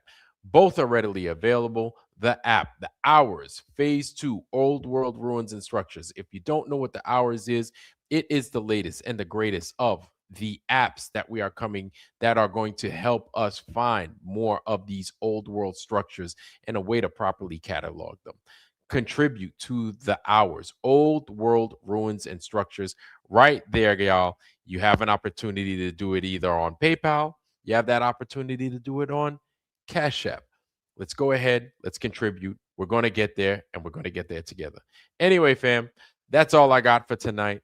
I figured I'd go ahead and do a little something, man. Kind of talk about this crazy John Mariande craziness, man. There's a lot to unwrap with that, gentleman. There's a lot to unwrap with this movie that he's going to make. There's just a lot to unwrap. But, you know, it is what it is. We'll get there. We'll get there soon enough. Anyway, fam, I'm going to leave y'all to it. I'm going to leave y'all with my blessing. I wish you guys nothing but the best, family. Health, wealth, love, joy, prosperity, most of all, wisdom. Let's be wise. Let's take care of each other. Let's take care of those that we love, all that stuff. Anyway, fam, that's all I got. I wish y'all nothing but the best: health, wealth, love, joy, prosperity, most of all, wisdom. And with that, fam, we're going to be out of here, and I'll probably see you guys on Friday. Either way, let's enjoy some Jefferson's action going on here. Horse sheet, nice to see you, fam. Love you. I'm out. Peace, y'all. Peace.